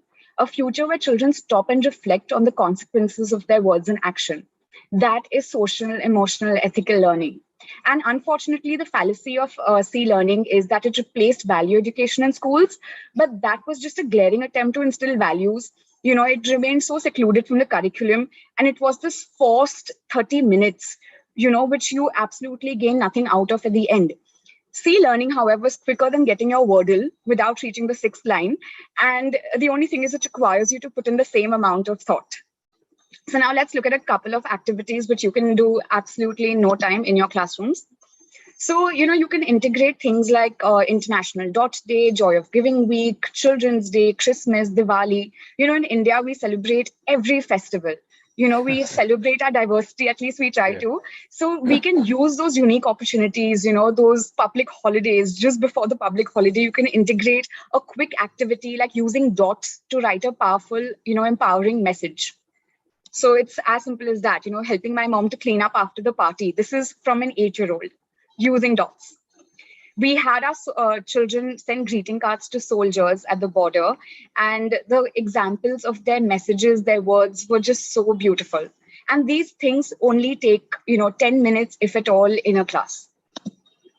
Some of these activities can simply be an off the top of your head activity, something which you would have loved to experience as a child.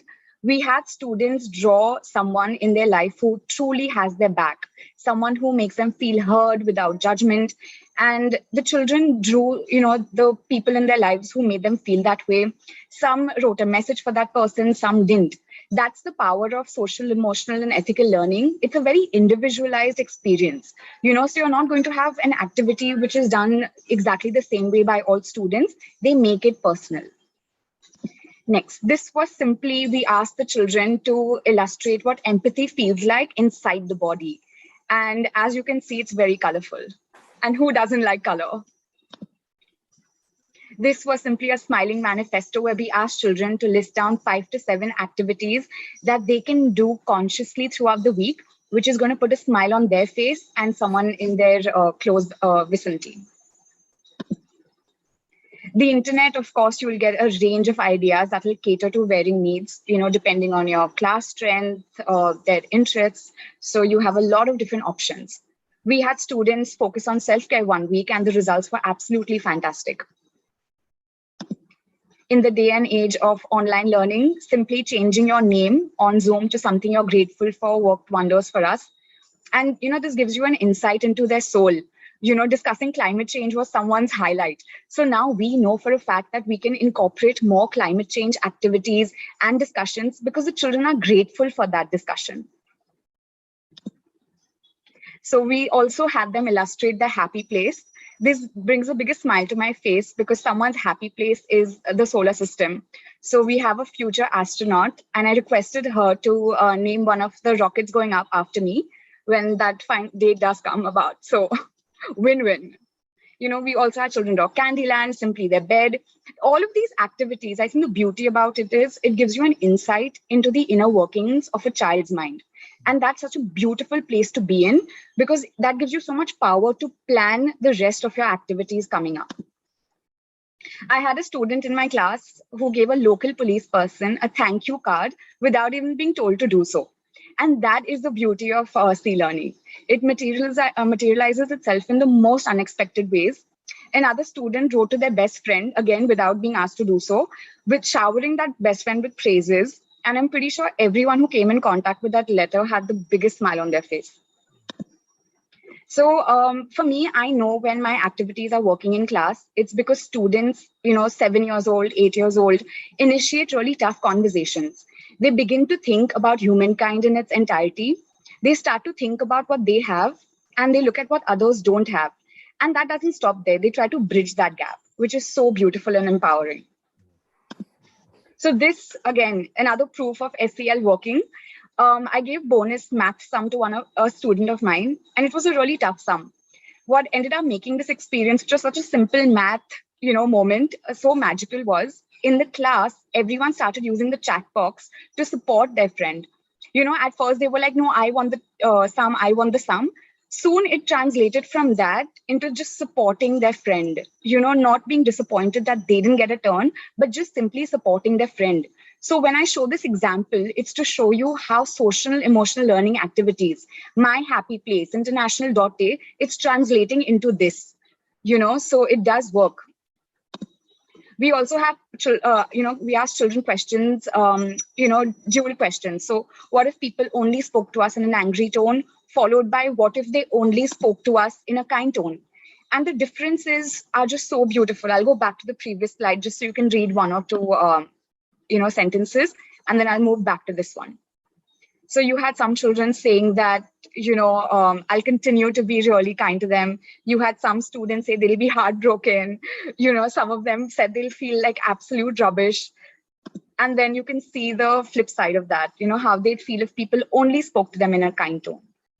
This also makes students reflect on how their actions have consequences. So what if they were the ones doing the harsh speaking versus what if they continue to speak only in a kind tone? We also asked them what if no one had access to clean water versus what if everyone had access to clean water. So in this part of the questions, a lot of them became entrepreneurs and they were like, we're going to design systems, that will fix everyone's water problem, which is very ambitious and beautiful. And then obviously we asked them what if everyone had access to clean water. So the end result is that students put more thought into everything they say or do, and they go out of their way to be more compassionate towards those they encounter. They are able to monitor and control their emotions, make responsible decisions, and are able to understand the difference between right and wrong. And if we, as educators are tenacious about social, emotional, ethical learning in classrooms, they'll even take actions to right the wrongs, so fingers crossed for that. And I believe with climate change altering our lives and growing intolerance breathing down our necks, learning is more dire than ever. And it'll just remain a fantasy, if we keep viewing it as this one more thing an educator has to do in their classroom, to viewing it as what it truly is, which is a solution to all our shared problems. So with that, I will hand it over back to Mahira. Oh, before that, the challenge part of it. The thing I find most challenging, I got carried away, I'm sorry, that happens with learning in my class. So the only thing I find really challenging is, we spend all our time in the classroom focusing on how to make children, respect the entire world. But when they go back home, they may be exposed to conflicting ideas. They may hear an adult they trust, saying something which is already prejudiced. They may see a movie, be exposed to media. I mean, I have children who watch Squid Game at 8. So they're getting exposed to such conflicting ideas. They start viewing a really terrible protagonist as an absolute role model. Then where does all the inputs that we do in the classroom go? So that is one challenge. And I mean, we need to spend a lot more time figuring how to overcome that. But for now, the only thing we can do is hope, and more hope. So with that, I'm done for sure this time. Thank you, Abhilasha. I think, the passion in your voice reminds me, and, you mentioned International Dot Day of the book Dot. So Peter Reynolds is one of my favorite authors also. And in his Dot, he actually talks about how a teacher and the power of a single teacher can actually change a child's life and spark creativity and confidence. So I'm going to leave with a message, which says that I always feel children's eyes don't lie, teach to the eyes. And kids don't seek attention, they seek connection. So let's speak to our children as if they are the wisest, kindest, and the most beautiful people in this magical planet that we have called Earth, because what they believe, they will become. On that note, thank you. And I've had a wonderful session, learned a lot of things, handing back over to you. Well, so did I. I was just having so much fun. And I don't know if you'd enroll me as your student.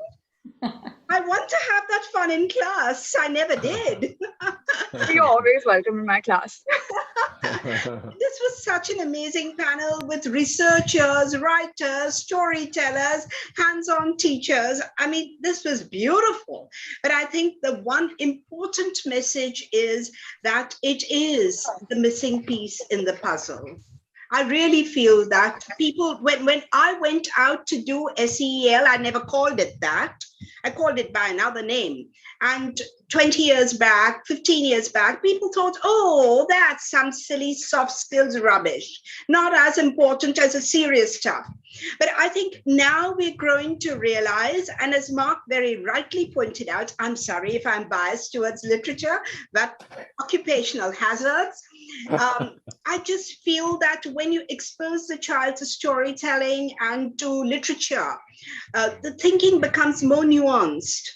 And that is the only thing that will save us from naive technophilia. And therefore, I feel that SEL is so, so, so important. And thank you very much. This has been amazing. Thank you. Over to you, Nina. Over to you, Nina. We all love you. Love you all. Thank you, Kumi. Thank you. Friends, I'm sure you'll agree that this was perhaps the fitting way to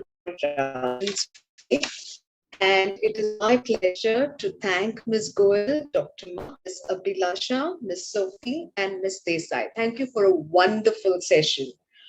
It is my great privilege and honor to thank each one of our chairpersons, the wonderfully passionate and idealistic panelists that we had today who made our evening so memorable. And perhaps no one could have captured the gist of this session today better than Mr. Babar with his invocation of the two poets. True, we are working towards a place and a world where the mind is without fear. And we need to remind ourselves that we have a very, very long way to go. We do have miles to go. GTPS is happy to share that a recording of today's proceeds will be available on Teacher Talk app on Monday, 28th February. That's TCHRTALK app. Thank you and goodbye. We look forward to welcoming you tomorrow.